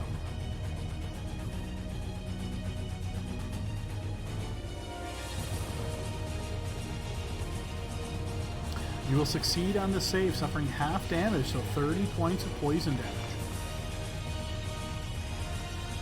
What a time to freaking succeed. And then it will pop. I'm going to move you a moment to pop it. That's Ranvon's Shield of Faith, by the way. Okay, Ranvon, your Shield of Faith is gone.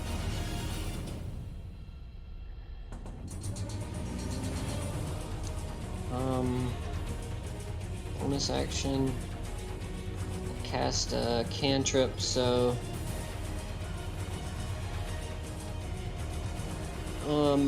yeah. I'm gonna use my bonus action to cast... Oh, I'm sorry, that's an action. I apologize. I misread it. We're gonna retcon that, and in my turn. Okay, fair enough. Easebod is going to fly over Silver, flying to here. Silver can take reaction opportunity attack if she wishes. Yeah. That will connect. From here, Easebot is going to strike at Ranvon. So Ranvon, defensive roll as a bite attack comes in. I have inspiration. Can I use this to give them disadvantage? Is that You a can, rule we have? yeah. Yeah, we'll spend that, because what else? I'm going to go down here anyway, so... Alright, this attack's at advantage for you, then your defensive roll is at advantage. Unfortunately, that is still going to connect. And 23 piercing damage, and a con save, so you will drop to the ground, but go ahead and throw that con save anyway. Okay, you managed to maintain you managed to not be affected by the poison effect of this, so that doesn't get upon you. Easebod will take his second attack against Leopold. Leopold, a claw is going to flash out at you. I'll need a defensive roll, please. I will shield if it... Yeah, just roll it and then decide if you want to shield. I will say you're hit. Yeah, I'll Right. shield. You shield, but unfortunately are still hit. Whoop, ignore that. That's what I meant to roll. So 11 points of piercing damage. Your AC is currently 24, so take that 11 points of damage, and then he will attack you a third time. This is now with the mace, so go ahead and roll another defensive roll. I'm putting it... Should all be on...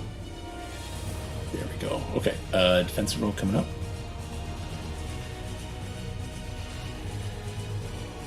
That unfortunately will hit as well.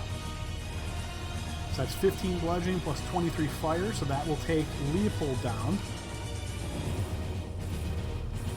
He will then continue flying to... Actually, he will stay here, and he's going to take his fourth attack against Frederick. Frederick, the tail comes smashing in at you. Defensive roll, please.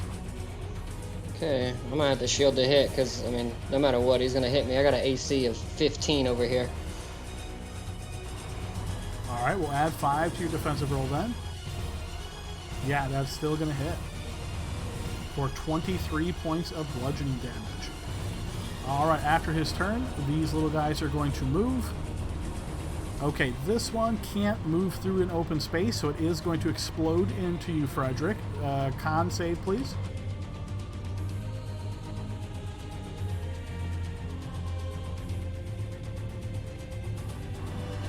Alright, you will succeed, suffering half, so that's 20 points of poison damage. Then this one will also move. Same deal, it's going to pop right into you. So another con save. Pretty much however you slice it at him, I'm kapooey, I so... think so, yes. Alright, so this one will be exploded as well. Then this one will move. I did take 2 out by holding this little spot, though.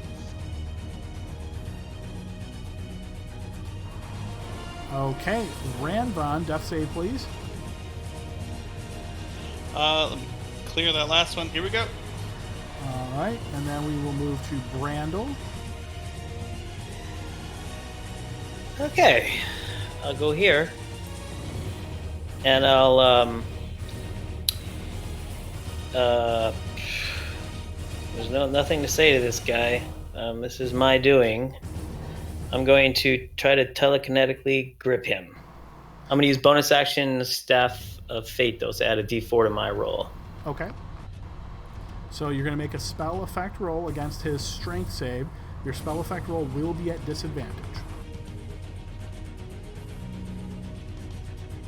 All right. Inspiration is available as well, so let's see.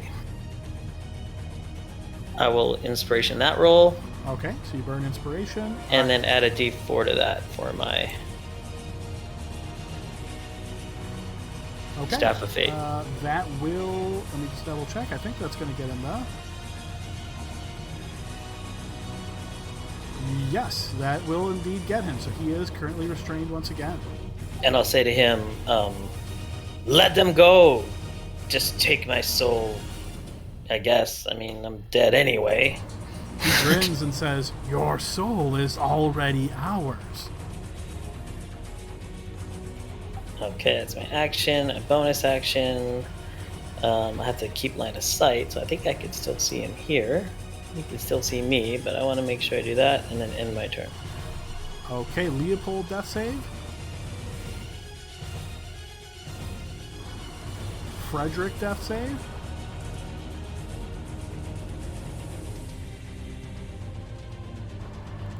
Okay.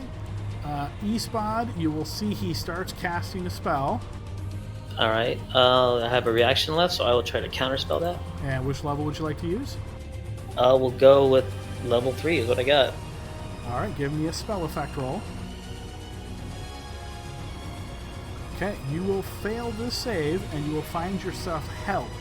Once you are held, you are considered incapacitated as well, which means you lose concentration, which means you no longer have telekinesis, and suddenly he is free.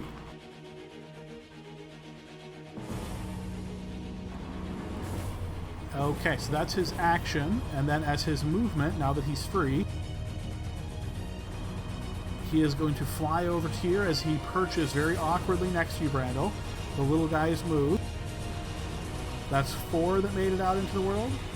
This one, of course, is also free.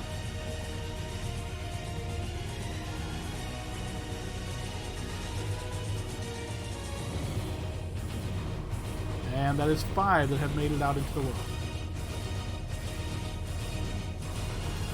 Okay, this is going to get real close to wrapping up, I'm sure. So Ranvan, death save, please. Okay, and then Brandel, you are currently held. So there's basically nothing you can do, but at the end of your turn, you can make a new save to try to shake this off. Alright, let's do that. End of my turn. I'll end it, and then we'll do it. So I'm going to spell... What do you want me to do? So you're... Oh, right. Actually, I missed something completely there. So I will give you advantage on this save, because after you fail to counter him, the spell doesn't automatically affect you. I don't think we even gave you a save, so that was my bad. I missed that. So go ahead and give yourself advantage on this save now. So wisdom saving throw. Okay, I'll just make that public, obviously, right? Yeah, you can do that. Okay, so unfortunately, that's not going to do the trick, so you would still be held at this point. Leopold, okay. Top of the round, Frederick. Okay, and then Eastbod's turn, and I'm pretty sure this is going to take you down. You are unconscious, or I'm sorry, you are paralyzed right now, Brandel, so any hit would be a crit. You can't react in any way, so I don't think there's any way you're going to be able to survive this, but for just to confirm, go ahead and throw me a defensive roll, please. And he's going to have to do it twice, because I'm worded. So that would be a fail. So that would be enough to drop you. Give me a Constitution save. Okay, so you would fail that save, so you would be poisoned then. That would take you to 1 HP because the Death Ward saves you. Then take another defensive roll as he hits you with the claw. That will hit, and that's going to drop you to 0. So now you're down to 0 HP. He would then follow that up with a mace attack. So defensive, or actually, I'm sorry, that would hit and crit. You're still at 1 HP, so yeah, same thing. So then he would make a third attack against you. So that was your third defensive roll. That hit, that would be counted as 2 death saves. Fourth attack against you, defensive roll.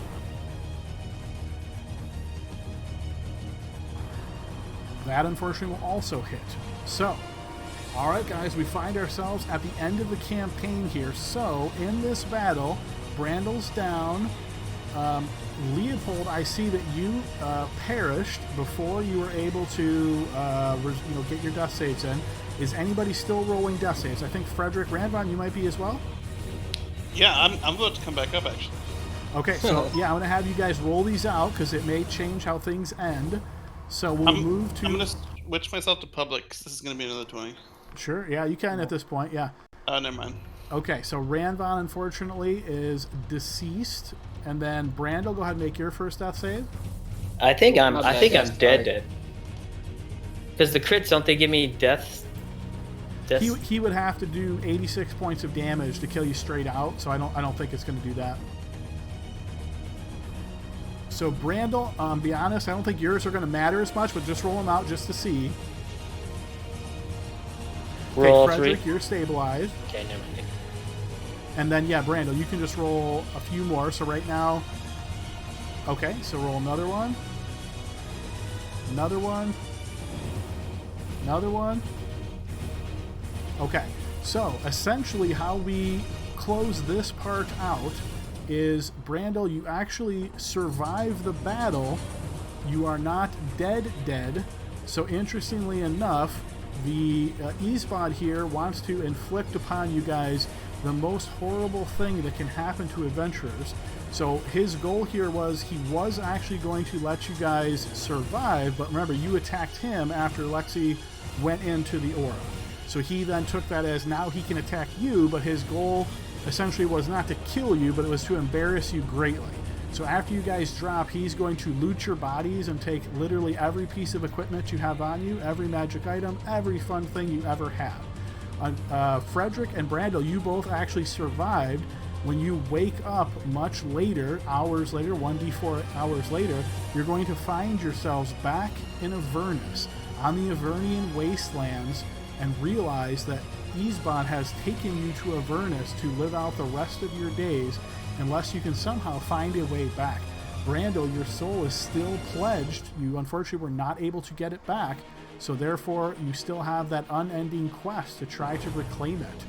Frederick, you also survived, again, stripped of all gear. Leopold and Randvon, unfortunately you truly perish. He wasn't going to intervene to help you at all. So as you pass away, you guys are slain, but your souls are your own. So you would go on to your destined afterlives. And Lexi and Del, you guys would be converted into some high-ranking devils in order to take leadership positions in the Blood War.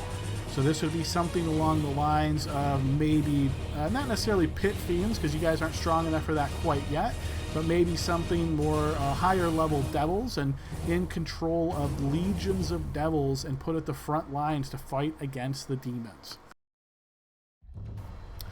Okay, deep breath. I'm going to stop that music there. So, guys, that was, unfortunately, I think the fourth option, because I did not anticipate that going that way at all. The 2-for-1 deal actually kind of made sense to me, because Del, I could see him doing that. I could see Lexi doing it. She's somewhat suicidal anyway. I thought that was actually a pretty good resolution. It just didn't pan out.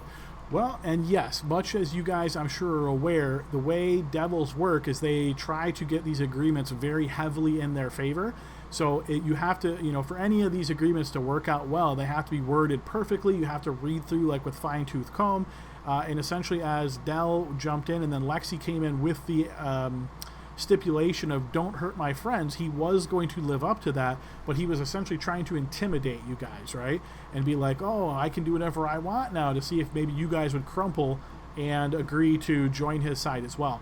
When you didn't, and then Leopold raised his crossbow to fire, then he realized the battle was on. Frederick acted first and started throwing some spells, so that's when he realized, well, that deal's over now, you're attacking me, so I can attack you back, kind of thing. Yep. That was a thing. Yeah, so, well, and like I say, every campaign ends in a little bit different way. Some of them are, very happy, everybody succeeds, and, you save the day kind of thing. Other times, it doesn't go so well. Honestly, I wasn't expecting this. The evil offer that the bad guy gives. It seemed like you guys were all against it at first, but then I could tell there was a little bit changing of plan there, right? And of course, he really wanted to egg that on and try to pull at every string he could to try to convince you, right? Because if he can weaken you guys by separating your powers, then that's a huge advantage to him. So unfortunately, it didn't work out so well. The 5 bubbles that escaped make their way out into Faerun, and I didn't want to tell you guys this beforehand, but if I happen to be running another campaign set in Faerun about this time, there might be an impact on Faerun as a whole. Son of a bitch. So ever since Del met Mad Maggie, he wanted to be a warlord in Avernus. Yeah, that's it. I guess we just messed up the wording. Adam, if the wording would have been more specific, 2-for-1 deal straight up, would I have my soul back and Lexi and Del would have been living in Avernus, their dream? It's possible. So remember, however, that your soul was already pledged. Yeah. And being a powerful wizard, they really want your soul. Asmodeus specifically really wants wizard soul because he knows that they have powers that you can't necessarily match with just, non-wizards, non-powerful spellcasters. So I think he would probably not value the 2-to-1 deal straight up. If it was like a 3-to-1 deal, then probably. But I think the way it was presented to him, he was, like I say, trying to intimidate you guys. Had you guys not, had there been no battle here, eventually it would have been a stalemate, as he wouldn't have attacked you. He would have been kept trying to instigate you, right? Like kept trying to make you fight him. But when you didn't, and then he didn't, you would sort of realize that, he's just trying to play you, right? And if that would have worked out, then you would have been able to go free. As far as getting your soul back, it would have come down to a persuasion check.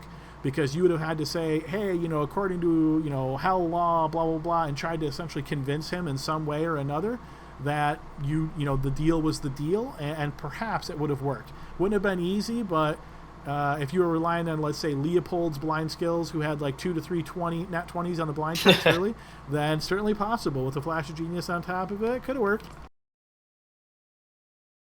Yeah, if we had gone with the original deal, which was Brandel's soul back too, and not specified like the soul and don't hurt us, he would have traded the 2, popped in, and then beat up the other 4 anyway. Here's your soul back. Goodbye. Bam, bam, bam. Like, he could have done that, yes, because remember, you didn't, right, if you basically just said, give me my soul back, but didn't pledge for safety, then he doesn't have to agree to safety, right? So he's going to try to twist it any possible way he could to his advantage. So, yes, this was obviously set up to be a difficult battle. Had you guys defeated this guy, and honestly, based on your plan that you guys discussed last week, I thought what you were going to do is set the magic circle down first and then conjure him, right? Because if you had put the magic circle down, he wouldn't have been able to get out, right? And I remember when you guys asked, hey, how high is this ceiling? And I said 20 feet exactly, and that's because magic circle has a height of 20 feet. So this room is specifically designed where you can put your magic circle down, summon the guy in the middle, you invert the magic circle, and then they cannot get out. So that's really what I thought you guys' plan were, but that's why, sometimes things change, or sometimes you guys have different ideas, right? So I didn't know, like I say, this was definitely 4th option. The way I had this set up was total victory, where you guys stop all green bubbles and stop him. That was path 1. Path 2 was partial victory, meaning you stop him but don't stop all the green bubbles.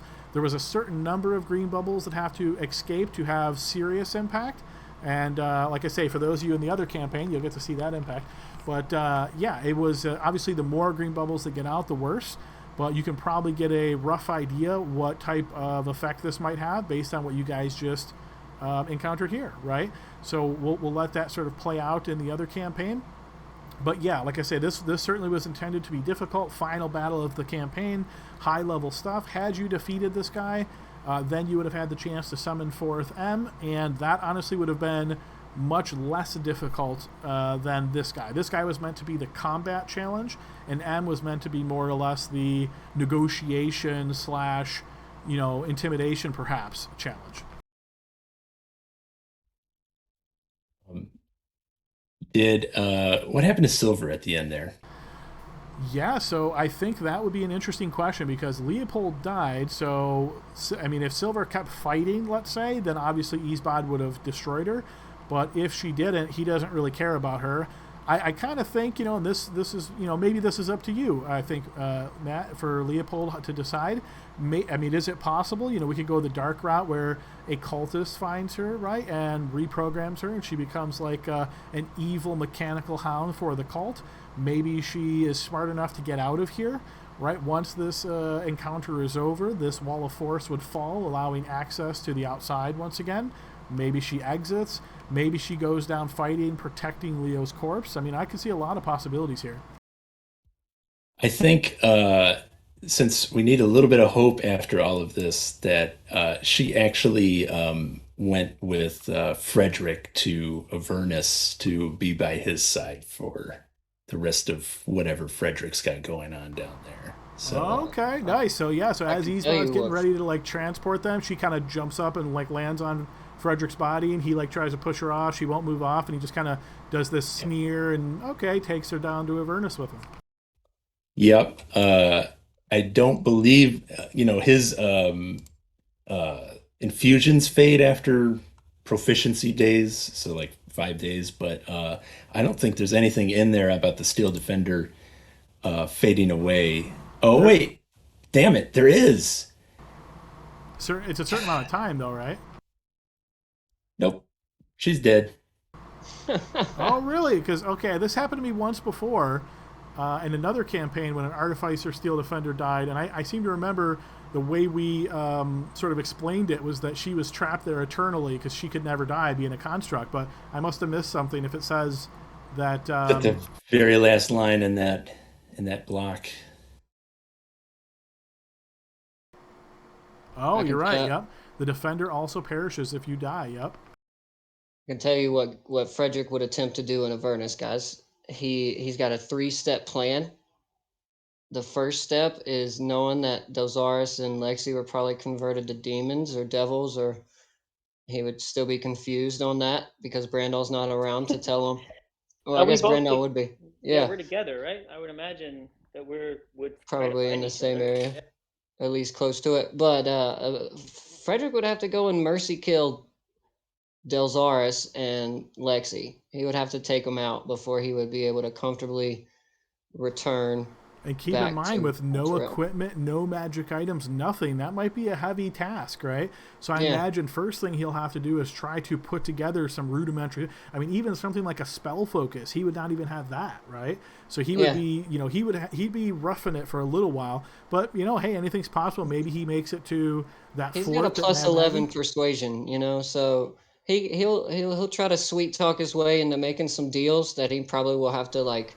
Sweet talk his way in hell, though. I mean, it's certainly Yeah. possible, but I could see it going the other way too. Yeah, Frederick's not afraid to turn his alignment in a direction that he doesn't want to make sure that his past friends don't go around killing a bunch of people.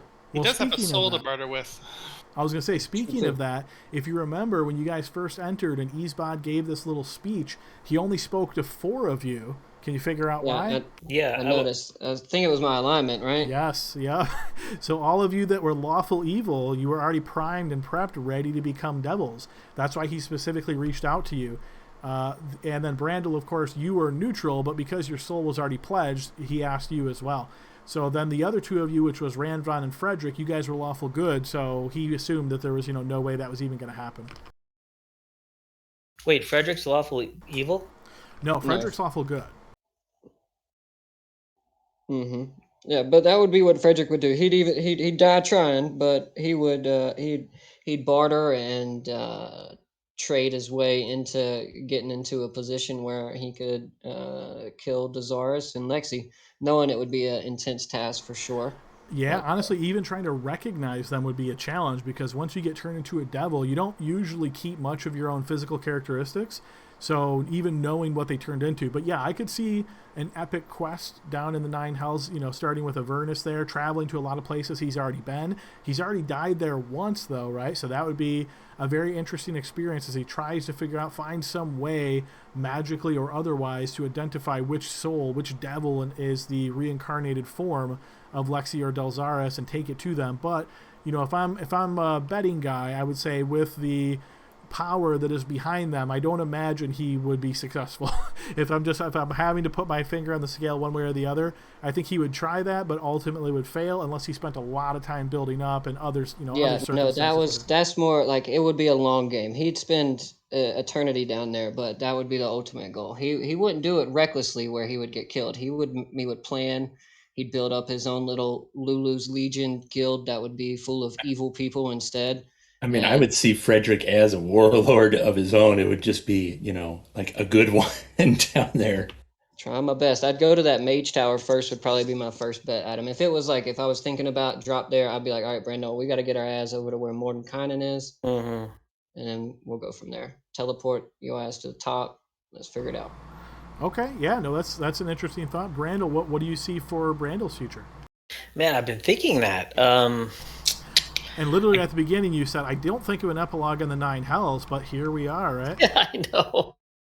Well, and so I haven't died, right? I still haven't No. died. No, so your soul is still pledged, so technically you're in the same spot you were before, except all your equipment has been stripped from you now. So all those, you're probably thinking, man, I could have sold all those things like those stabs because now I don't have them anyway, right? Yeah. Oh my goodness. So in all this endeavor, I didn't get my soul back, lost all my friends, and lost my things. What would he Yes. do? And then Honest, keeping in mind, re-exposed back to Avernus, right? So he was down there. He had been touched by an angel to restore his alignment, right? He had been blessed that way. So he has gone through the ringer, absolutely, right? Brandel's been like through the highs and the lows. So yeah, what do you imagine he would do at that point? I mean, part of me's thinking, remember when he went bad? That's Yes. thinking about bringing bad Brando back. Maybe just to stay down there and cause havoc, maybe join Frederick's little rebellion. Sounds good. So is he still on the eternal quest to reclaim his soul? Is he trying to find some magical way to return back to Faerun? Does he maybe think, hey, now I should try to become that chosen of Sylvanas to buy me more time? Like, what is he thinking? He's thinking he's old. He's gonna do little revenge stuff that Frederick's doing, and if he dies, then he'll be the minion of Asmodeus, and at least he'll be detained in the Nine Hells and just fight demons and not really affect Faerun as much as he did already with the poison. He just feels bad about all that, and he's probably going to be bitter and just wanting to join Frederick's little rebellion. Okay, fair enough. So we've got Brandel and we've got Frederick down there in the Nine Hells active, trying to put together almost like a hellish resistance or an anti-hell army type of thing. It'd be very interesting to see how that all weighs out.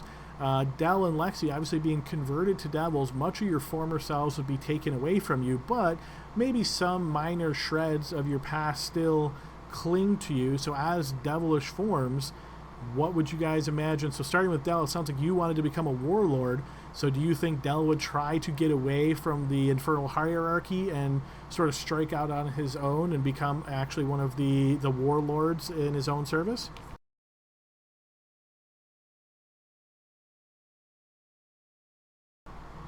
Whoop, did we lose Brad? Oh, sorry. I had to step away because of the dogs. What was that? Oh, sorry. Yeah, no, that's okay. So what I was saying is, as being converted to a devil, you would lose much of your former self, but perhaps there are some still shreds of Dell's personality associated with this new devilish form. I heard you say that you think Dell might be interested in becoming like a Avernian warlord. Is that something you think he would try to do, like break away from the infernal hierarchy and try to like start his own infernal warband as a warlord? No, I feel like being a warlord would be below his station, being converted to a devil. So I think he would try to rise higher than where he started as a devil. Okay, so he's And just, basically following the true devil path then, trying to work his way up the infernal hierarchy and yeah, get converted into higher and more powerful forms of devil.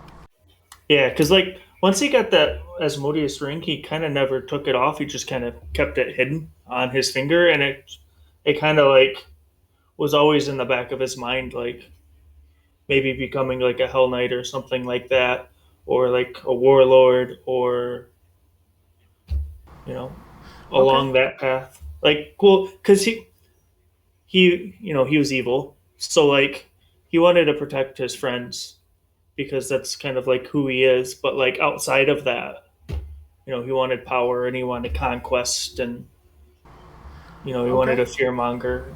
And back on Faerun, what do you imagine happens to the Fearless Shields? Do they continue on? Is it like a organization that goes into the future, lasting for a while, or does it fall apart without his leadership? Um, I imagine that somebody would step up and take it over if they learn that Dell is dead. Like, I don't.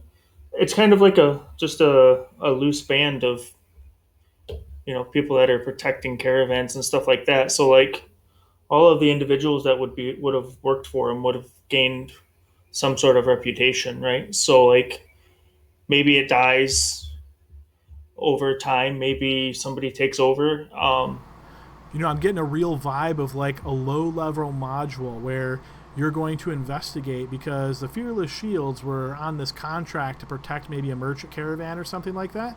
And maybe they didn't do so well, or there was some questions about their loyalty. And as characters, maybe you're learning, well, yeah, the guy that started this, there's rumors that he actually became a devil, and who knows what the impact on the organization was. Like, I could sort of get that kind of a feel from it. Yeah, exactly. Like who knows what really happens with it, knowing that the leader becomes a mid-level devil for Asmodeus. That could turn, dire consequences or lots of Yeah. different stuff.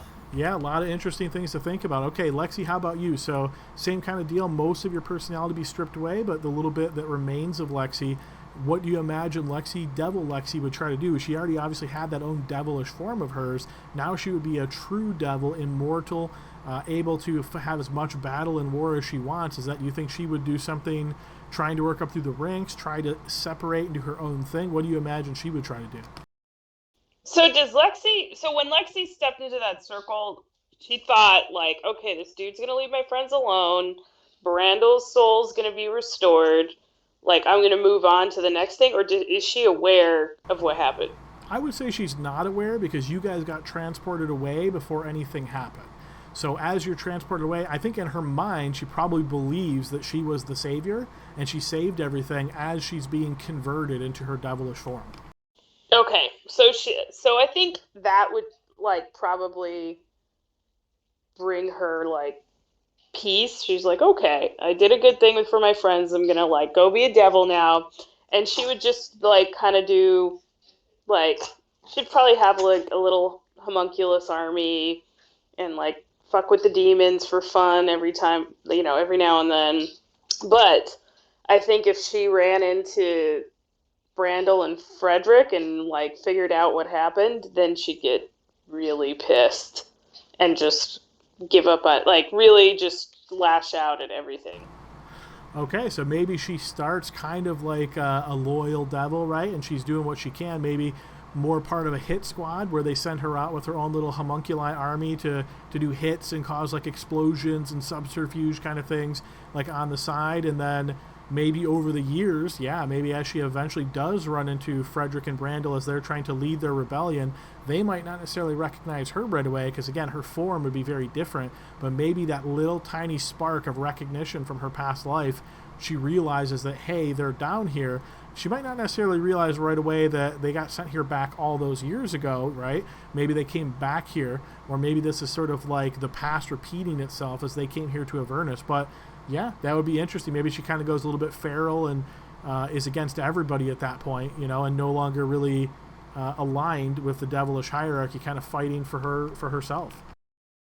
Yeah, I think she would just cause as much destruction everywhere. If she realized what really happened, then she would just go straight gangster.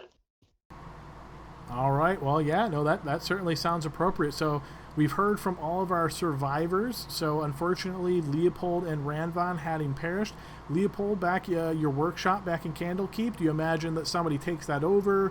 Does that kind of just close down? What do you think happens there?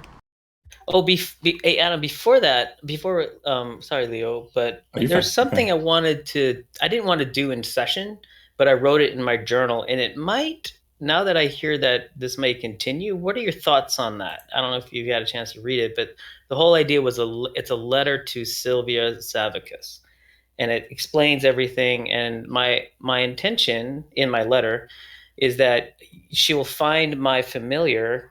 So I would have ritual the familiar. I tied this letter around his neck and told it to go to Candlekeep and into the great hallway. Now, if it doesn't fit in your worldview or impossible, then I totally understand. But wondered if, since the adventure seems to be going on with these poisons, maybe that letter actually does make it to Severia, and it might affect things at Candlekeep, or she might have some knowledge of what happened down here at the village of So Basalt. I think the challenge there was, unfortunately, I did not get a chance to read it yet. But as far as getting your familiar back to Candlekeep, was this some kind of teleportation, or you were just sending him on wing? It was the only thing I could think of all week is try to get this letter to Silveria, and it's So you he should was read essentially it. It's very flying back, moving. right? Yeah, it's very moving about the end of my adventure, and I'm very glad to have left the library, regardless of what happens, and know that we've fallen here. If you don't see me in a tent, in so long, that we've fallen here at the village of Basalt. Our efforts were in vain, and this letter finds you to explain that what's happened, kind of So thing. the way I would interpret this, Brandel, is that as you're familiar, because remember you're multiple days away from Candlekeep at this point, right? Yeah, yeah, yeah, So yeah. as the letter's been tied to your familiar and he's flying back to Candlekeep, once you fall and then get transported to Avernus, my guess would be that the familiar would get dispelled, right? So like he would basically go into the pocket dimension, and when that happens, the letter would fall to the ground. Now, does somebody find it and does somebody know, hey, this is intended for Candlekeep? Do they open it? Do they just keep it as a keepsake and throw it in a box somewhere and like, hey, there's this precious letter I found. It doesn't really make a whole lot of sense, right? I could see a lot of different, possibilities there. Okay, cool. So anyway, I thought that might affect things, Leo, with what happens at Candlekeeps. Yeah, so going back to Leo then, as far as the shop or any impact you think on your work or career in Candlekeep, do you see any kind of impacts there? Well, I think, Leo did not go into this even knowing that it was going to be really hard, that he expected to die. So he probably didn't leave any instructions or will or anything. So I'm guessing after it's been, several weeks without him showing back up to reopen his shop, whoever is in charge of that at Candlekeep probably eventually, you know, I guess advertised space for someone to come in. And I imagine all his stuff got packed up.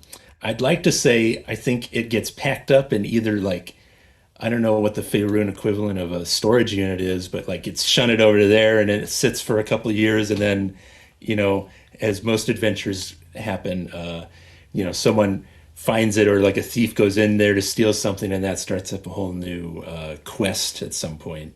That's Yeah, kind of very what I cool. I can definitely imagine. see that. Yeah. Like he's probably got some plans in there for like earlier versions of Silver, so maybe someone finds those, kind of deciphers them, and makes a Oh, it's like new. Silver 2.0 maybe, right? Where Right. yeah, so maybe there's all these diagrams and mechanisms and all this stuff about how to build this, and someone, yeah, like you say, a couple years later, maybe someone theorizes like, yeah, there was this one guy that used to build all this stuff, but we haven't seen him in so long, right? And it's like trying to track that down. I'm almost getting like a They're Harry like, Potter vibe, like looking through the old wizard storage and trying to find the appropriate Mhm. stuff. Right, and they're probably like, yeah, it happened the same time that plague hit a Faerun Right, too. Weird. right. I was just Googling a Gond and his afterlife place, and apparently that's called Wonder Home. I think that is most likely where Leo would end up after he perishes, because I think that's probably the closest to his sentiments. And I think since Silver did die with him, that the first thing he did upon getting there was basically go and make a new Silver in engineer heaven, Wonder Home, I guess. So a Um, holy version of silver, yeah, pretty much or divine at least. a divine version. I mean, I think this would have been, you know, I imagine the materials that are available to tinker with things in Wonder Home are pretty pretty upgraded from stuff that he had to scavenge around Faerun or make himself. So I'm guessing Silver looks quite a bit more impressive there than she ever did See, now on I'm the starting to Prime get that material. vibe from Clash of the Titans. Who's that? The god that creates things, creates the owl and all that. Like Leo's up there creating all this magnificent stuff, and maybe Yeah, some of it finds its way back to the mortal world somehow. I think so. Yeah, because you always have adventurers popping in, to different planes and stuff. So I'm sure at some point there, he's got some of his stuff all over the place over there. So some homunculus mechanical one that he makes has, latches onto someone or the yeah. What was the owl that they I made fun forget of what in the his name last is one? now. I want to say it's Archimedes, but I don't think that's right. Inspiration for whoever says it. I gotta Google it. But it sounds like the artificer lives on as far as making more inventions, just in a much different environment at that point. Yeah, I think so. He's now in afterlife heaven doing that. Bubo Boobo, apparently okay. was the name of that I owl. just remember he clicked his eyes a lot and rolled his head around, you know? Yeah. Wow. I thought it was a little bit cooler than that, but yeah, there's a bunch of those running around in Wonder Home. Maybe not owls. I think Leo liked the four-legged animals, so it's probably like a lot of mechanical squirrels and that Nice. sort of thing.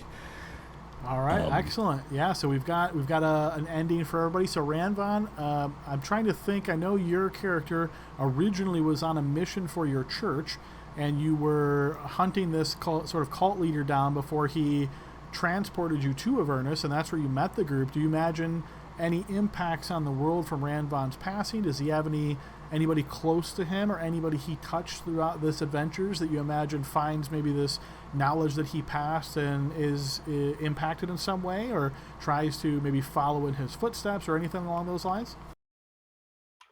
In a small northern village, you see an old woman sitting outside a home in a rocking chair. The village is noisy with the sound of folk setting out for another day of work. The sun is shining overhead, and her cat is stretching themselves nearby after a nap, likely preparing for a second nap. The woman rocks back and forth with a smile on her face, blanket on her lap, where she holds a letter she recently received from her son. After a long time of traveling, he's finally coming home, just as soon as he finishes one more job for a friend. She smiles, and she rocks, and she waits. Oh Nice. Okay. man. Oh. All right, guys. Well, whew, take a deep breath. That was our campaign. I really appreciate all the thought and time and energy you guys put into these characters and bringing them to life every week. It's been a lot of fun seeing the ups and downs. As promised, if there's any specific questions you had about any NPCs that you met during Candlekeep Mysteries or any plot lines that you wanted to learn more about, happy to answer any of those questions. Does anybody have anything specific they wanted to know? What I want was to the tell everybody. monster Oh, go ahead. that we would have to kill for Brandel to make him the Sylvanus? Ah, yes, good question. So, this is what is known as a mountain giant. So, mountain giants are quite powerful, and they have the side effect of they can basically brush the rock from their body and it creates earth elementals. So, they are quite potent opponents, very large, and they kind of stomp around. They have huge area of effects. It would have certainly been a very difficult battle, and I think it would have been interesting to see how you guys fared. Obviously, you wouldn't have been locked in any way. It would have been more or less, an open kind of battlefield. But yes, this opponent is very large, probably the largest opponent that you guys have ever faced before. I can bring you over actually to the map I had prepared for that, just to give you an idea. Somehow that seems easier than what we just did. I don't So, know. Earth elementals are Leo's weakness. so this is where you would have started. I'll turn dynamic lighting line off on this. But this is where you would have started, and I would have said, put yourself wherever you want. You would have been traveling from Candlekeep to here, coming from the northwest to the southeast. and then once the battle truly got underway, you can see there's this sort of like mountain on the west-hand side, but that's not really a mountain, that's the creature itself. So when it stands up, you get this. Dang, that's a big son of a gun. That might have been a little hard. It is a mountain giant, as mentioned. I can tell you a little bit of details about it. I would say strength-wise, it was probably pretty up there with Isbad as far as strength level. Had a couple legendary resistances. It was a CR 21 monster. However, having said that, obviously you guys would have been able to spread around and do your thing. So I think it would have been interesting to see. I think you guys certainly could have won, assuming you didn't have really terrible rolls or something like that. No, we wouldn't have. Did we just reload our save and just go for this? If we had more weeks or something like that, I might entertain something like that. But no, I feel like this is a pretty good. Hey, sometimes endings end. But yes, he is immune to fire, so yeah, that wouldn't do a whole lot. We would have learned quickly there, yeah. Right. All right, so that was one question. Did anybody else have any questions? I did. I know that Volt has a question as well. My question is to you, Adam, on the inverse side. First of all, just major props. This is the first campaign that I played with you guys, and first campaign I played with Adam, period.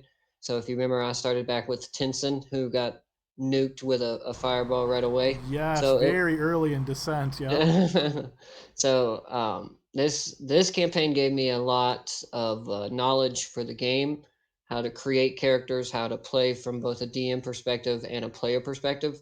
So for everybody that's playing, I just want to say thank you. I appreciate it. All of the stuff that I gained from this, it will go with me as I continue playing D&D. And I know Volt and Leopold and myself have Scarlet Citadel coming up on Wednesday. So I'm excited for that. And I'm excited for Sunday. I also have a new character coming Sunday because I got killed last week as well. My turtle bit the dust. But Adam, great job. Absolutely fantastic delivery of the source book.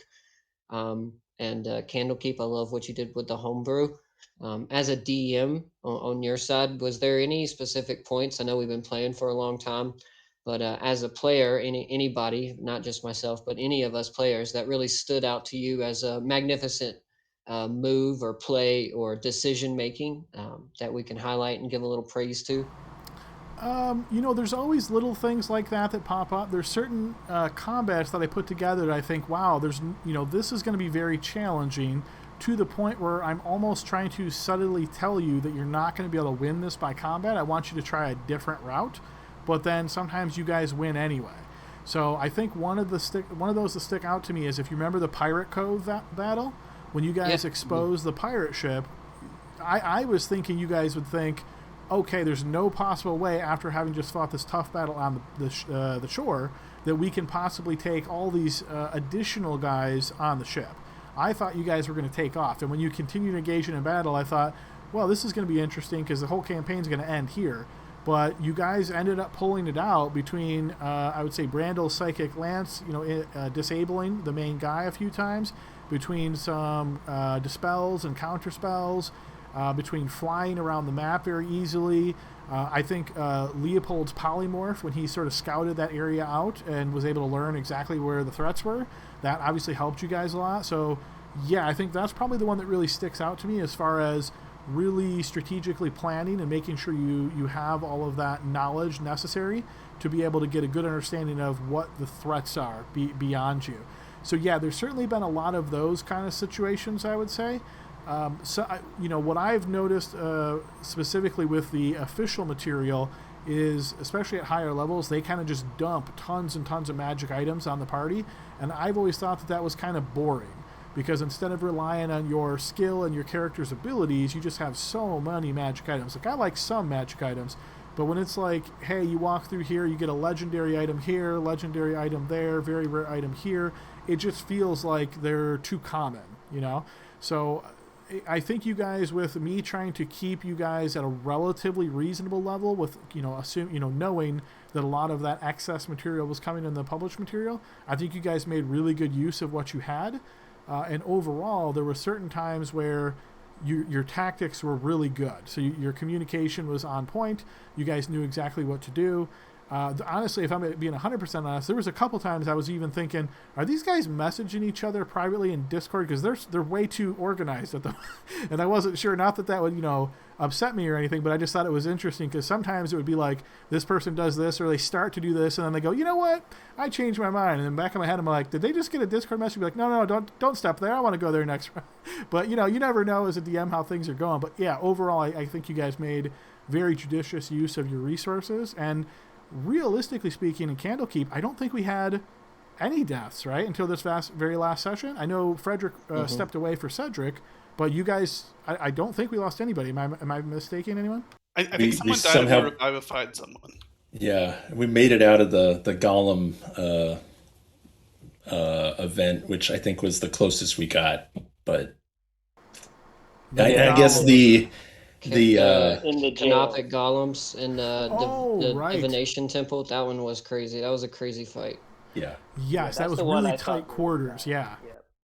That's why, to me, the TPK feels earned. Like we barely ever planned, and this is the one time we had a plan. And 1 minute into the plan's effect, we're like, okay, fuck that plan.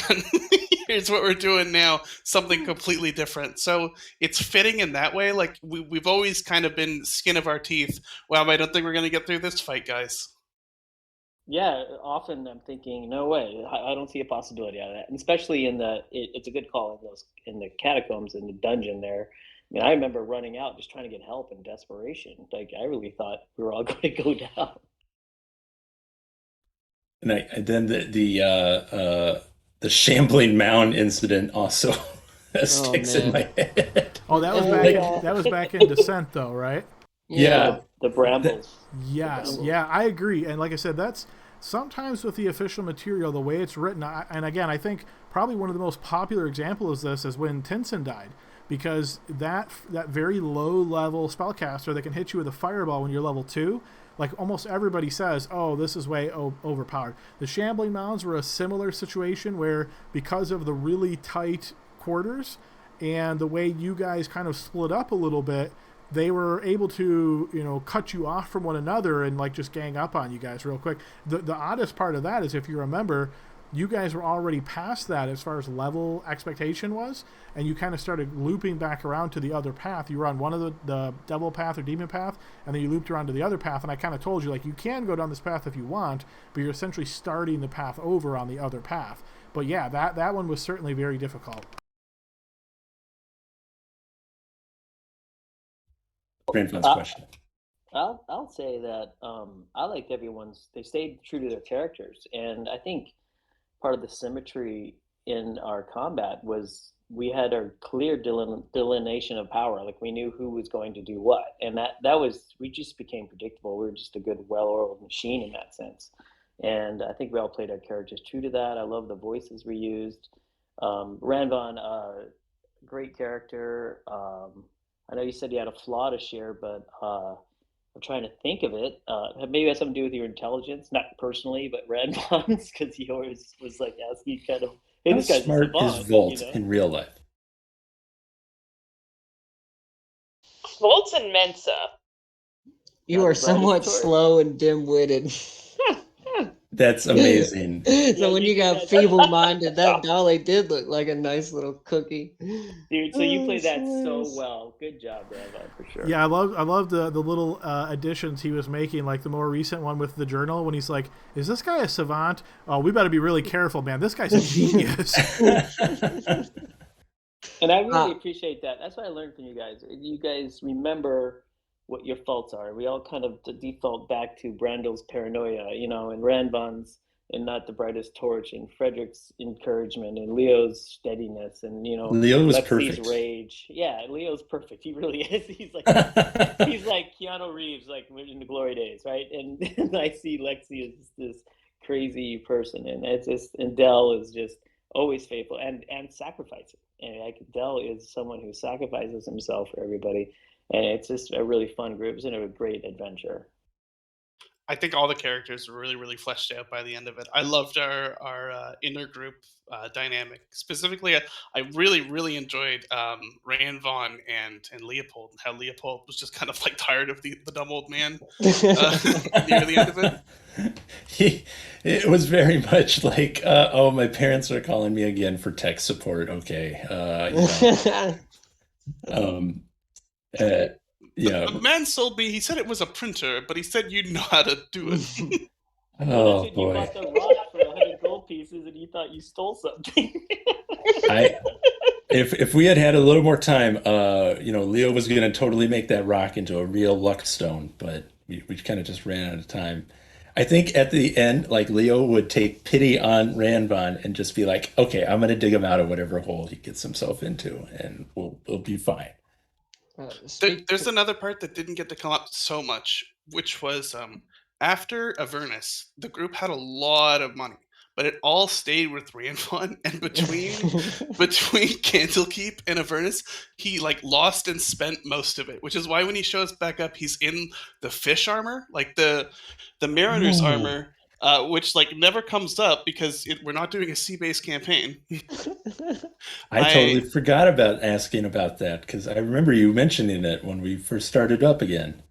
Yeah, I bought all the most useless things I could find. So I had the Mariner's armor, an orb of time, the mystery key, mummy rot antidote, lycanthropy antidote. Shit, Oh yeah, man, the money rot antidote would have come in handy. and then there's the healing sap from the dryad. That might have been useful today. Oh my god. Oh Speaking of my which, god. I had two questions for the players about some of the characters that they had. Lexi and Brando.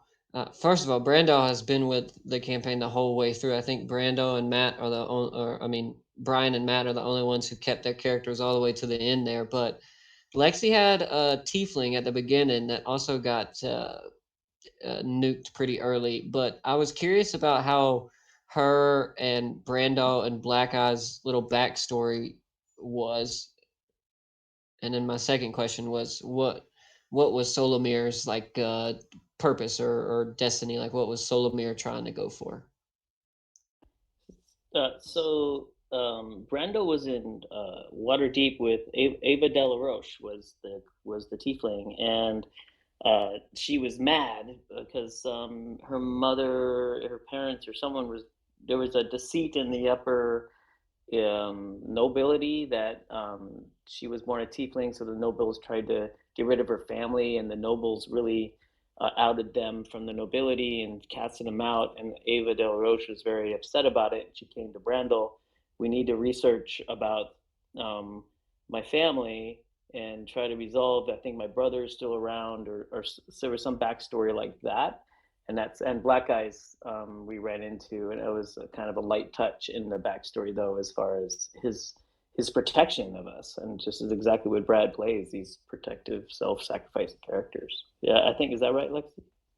Oh my god, it's so funny because I spent so much time on Ava Delaroche's backstory, and we planned on how she and Brandel had this whole long friendship before, and then she died the first the, uh, time she got in a fight. And then, so I didn't really put too much backstory into Lexi, and then she lasted the whole rest of the campaign, so that was pretty funny. um, but yeah, no, Ava De La Roche was, yeah, she was pissed. I think because there was some sort of foul play, yeah, with her family, and she was trying to like figure out the mystery, and she and Brandel were gonna go to hell to save her brother's soul because she had a long lost brother that she didn't know about. Yeah. uh, yes, and That's he was cool. forced to serve Zariel. Yeah, but So I love the image of Ava because like she has this sort of impertinent look on her face, but somehow the cat's look is even more impertinent. So you look and you're like, which one's leading which one here, you know? yeah, her whole attitude was impertinent and just kind of like. And then Lexi was more salt of the earth. So it was funny because Lexi was almost a product of Ava. But yeah, Sorry, I bit into a taco, but thanks for sharing. I was always curious because I know that y'all had put a lot of thought into it. Well, I've always been sad about Tinson dying. That was the first ever character I rolled out for one of Adam's campaigns. I put a lot of thought into Tinson as well. And then Frederick was the character that came after Tinson. When I made Frederick, I was more thinking along the lines of kind of like a young Matthew McConaughey. All Like right, just all right, all right. just I could see it. yeah, Right, exactly. all right, all right. Yeah, exactly. And then after all the events that he went through, he kind of had to like grow up because he was like a young teenager when it all started. So he had to grow up and figure everything out. And Brandal was this significant like wizard. So, but I did like Tinson. Tinson was cool. And then Solomir. Tell me all about Solomir, man, because he was one of my favorite characters I've ever played with. Him and Brandal's relationship was one of the funniest ever. Solar was a lot of fun to play. My original plan for Solar, I have like a bunch of text files I always keep. It's way too dark. Yeah, it didn't fit the group very well, so like I backed off on bringing that into the group as much. Like it's just dark and sad, and it doesn't play well with the dynamic we had. What I ended up turning him into was more of a jokey paranoid guy, which I think worked a lot better. Yeah, it was great delivery on Solomir. I was very sad when he died. Me too. And Frederick would, Yeah. if Frederick survives and gets his way all the way back, by that time, he's got resurrection, I'm sure. And he's gonna save everybody's butt. So we'll just pretend Frederick lives. 30 years later, you guys all get resurrected, okay? And Ranvon, originally, my plan for him was he was going to be a lot meaner. I've got intimidation. I don't think I ever rolled that with Ranvon. So the plan was he would be like almost an Inquisitor style guy with the Order domain. He would have like Zone of Truth and stuff, and just order the truth out of stuff. When he showed up, the first session, you'll recall, he was very hostile. It didn't work very well with the group. So I backed off that. And then everyone's alignment was shifted to evil by this time. So I was like, well, I've got to play a straight man because if I try to introduce another evil guy into it, it's just not going to work. I do remember that, yeah, because you were like, well, why is this person leading the group? And no, we should do that. Like you were kind of almost in that like mini power struggle in a sense. But yes, once the effects of Avernus started shifting the alignments, I can certainly see why you thought that. You know, trying to bring more balance to the group.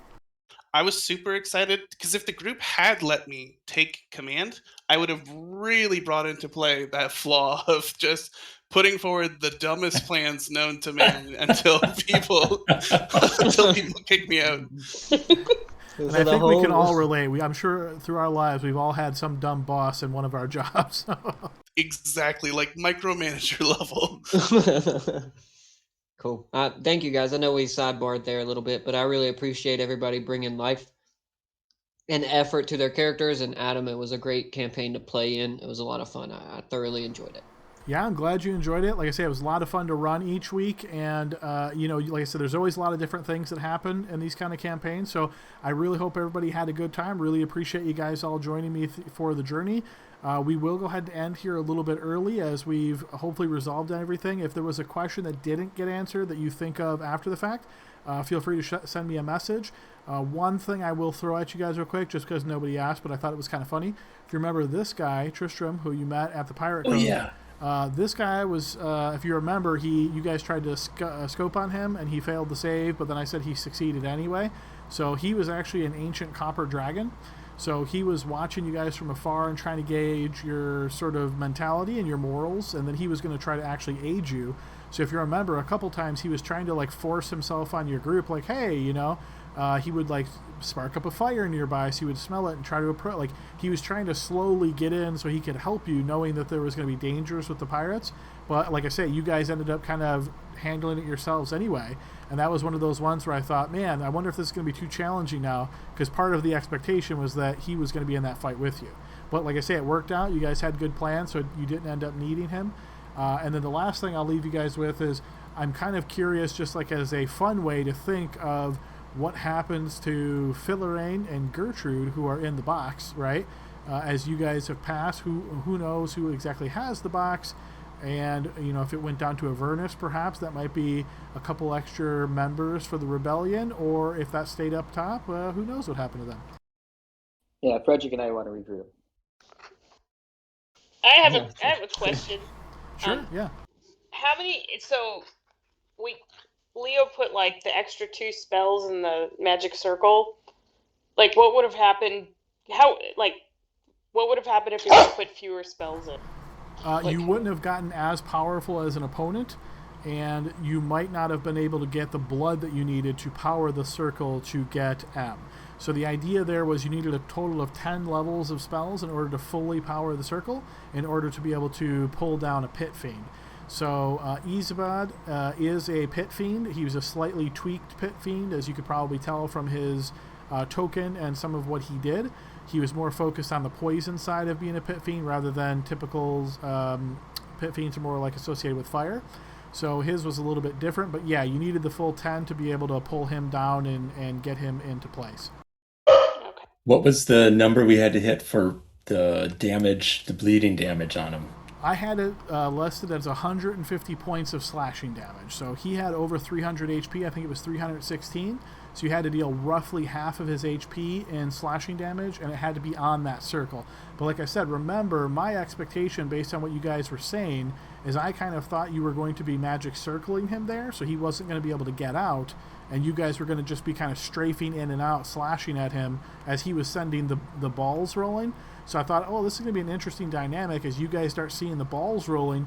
Do you go after the balls, or do you stay and fight him, right? And then that way it would have been a little bit of a split party, or maybe you guys say, we're not going to worry about those balloons. We don't know what they do. Just let them go. And then more would have gotten out in the world, right? So there was a lot of possibilities there. I think that's just me playing a high-level character. First time playing a high-level character, and yet alone a wizard. I really didn't really quite understand most of this stuff, but I learned a lot. It's really good. Honestly, that is always a challenge with high-level gameplay. There's going to be certain spells that are very challenging, right? It's almost like they're expecting you to read up on them and know them backward and forward. And I think we sort of saw that play out through some of the different scenarios.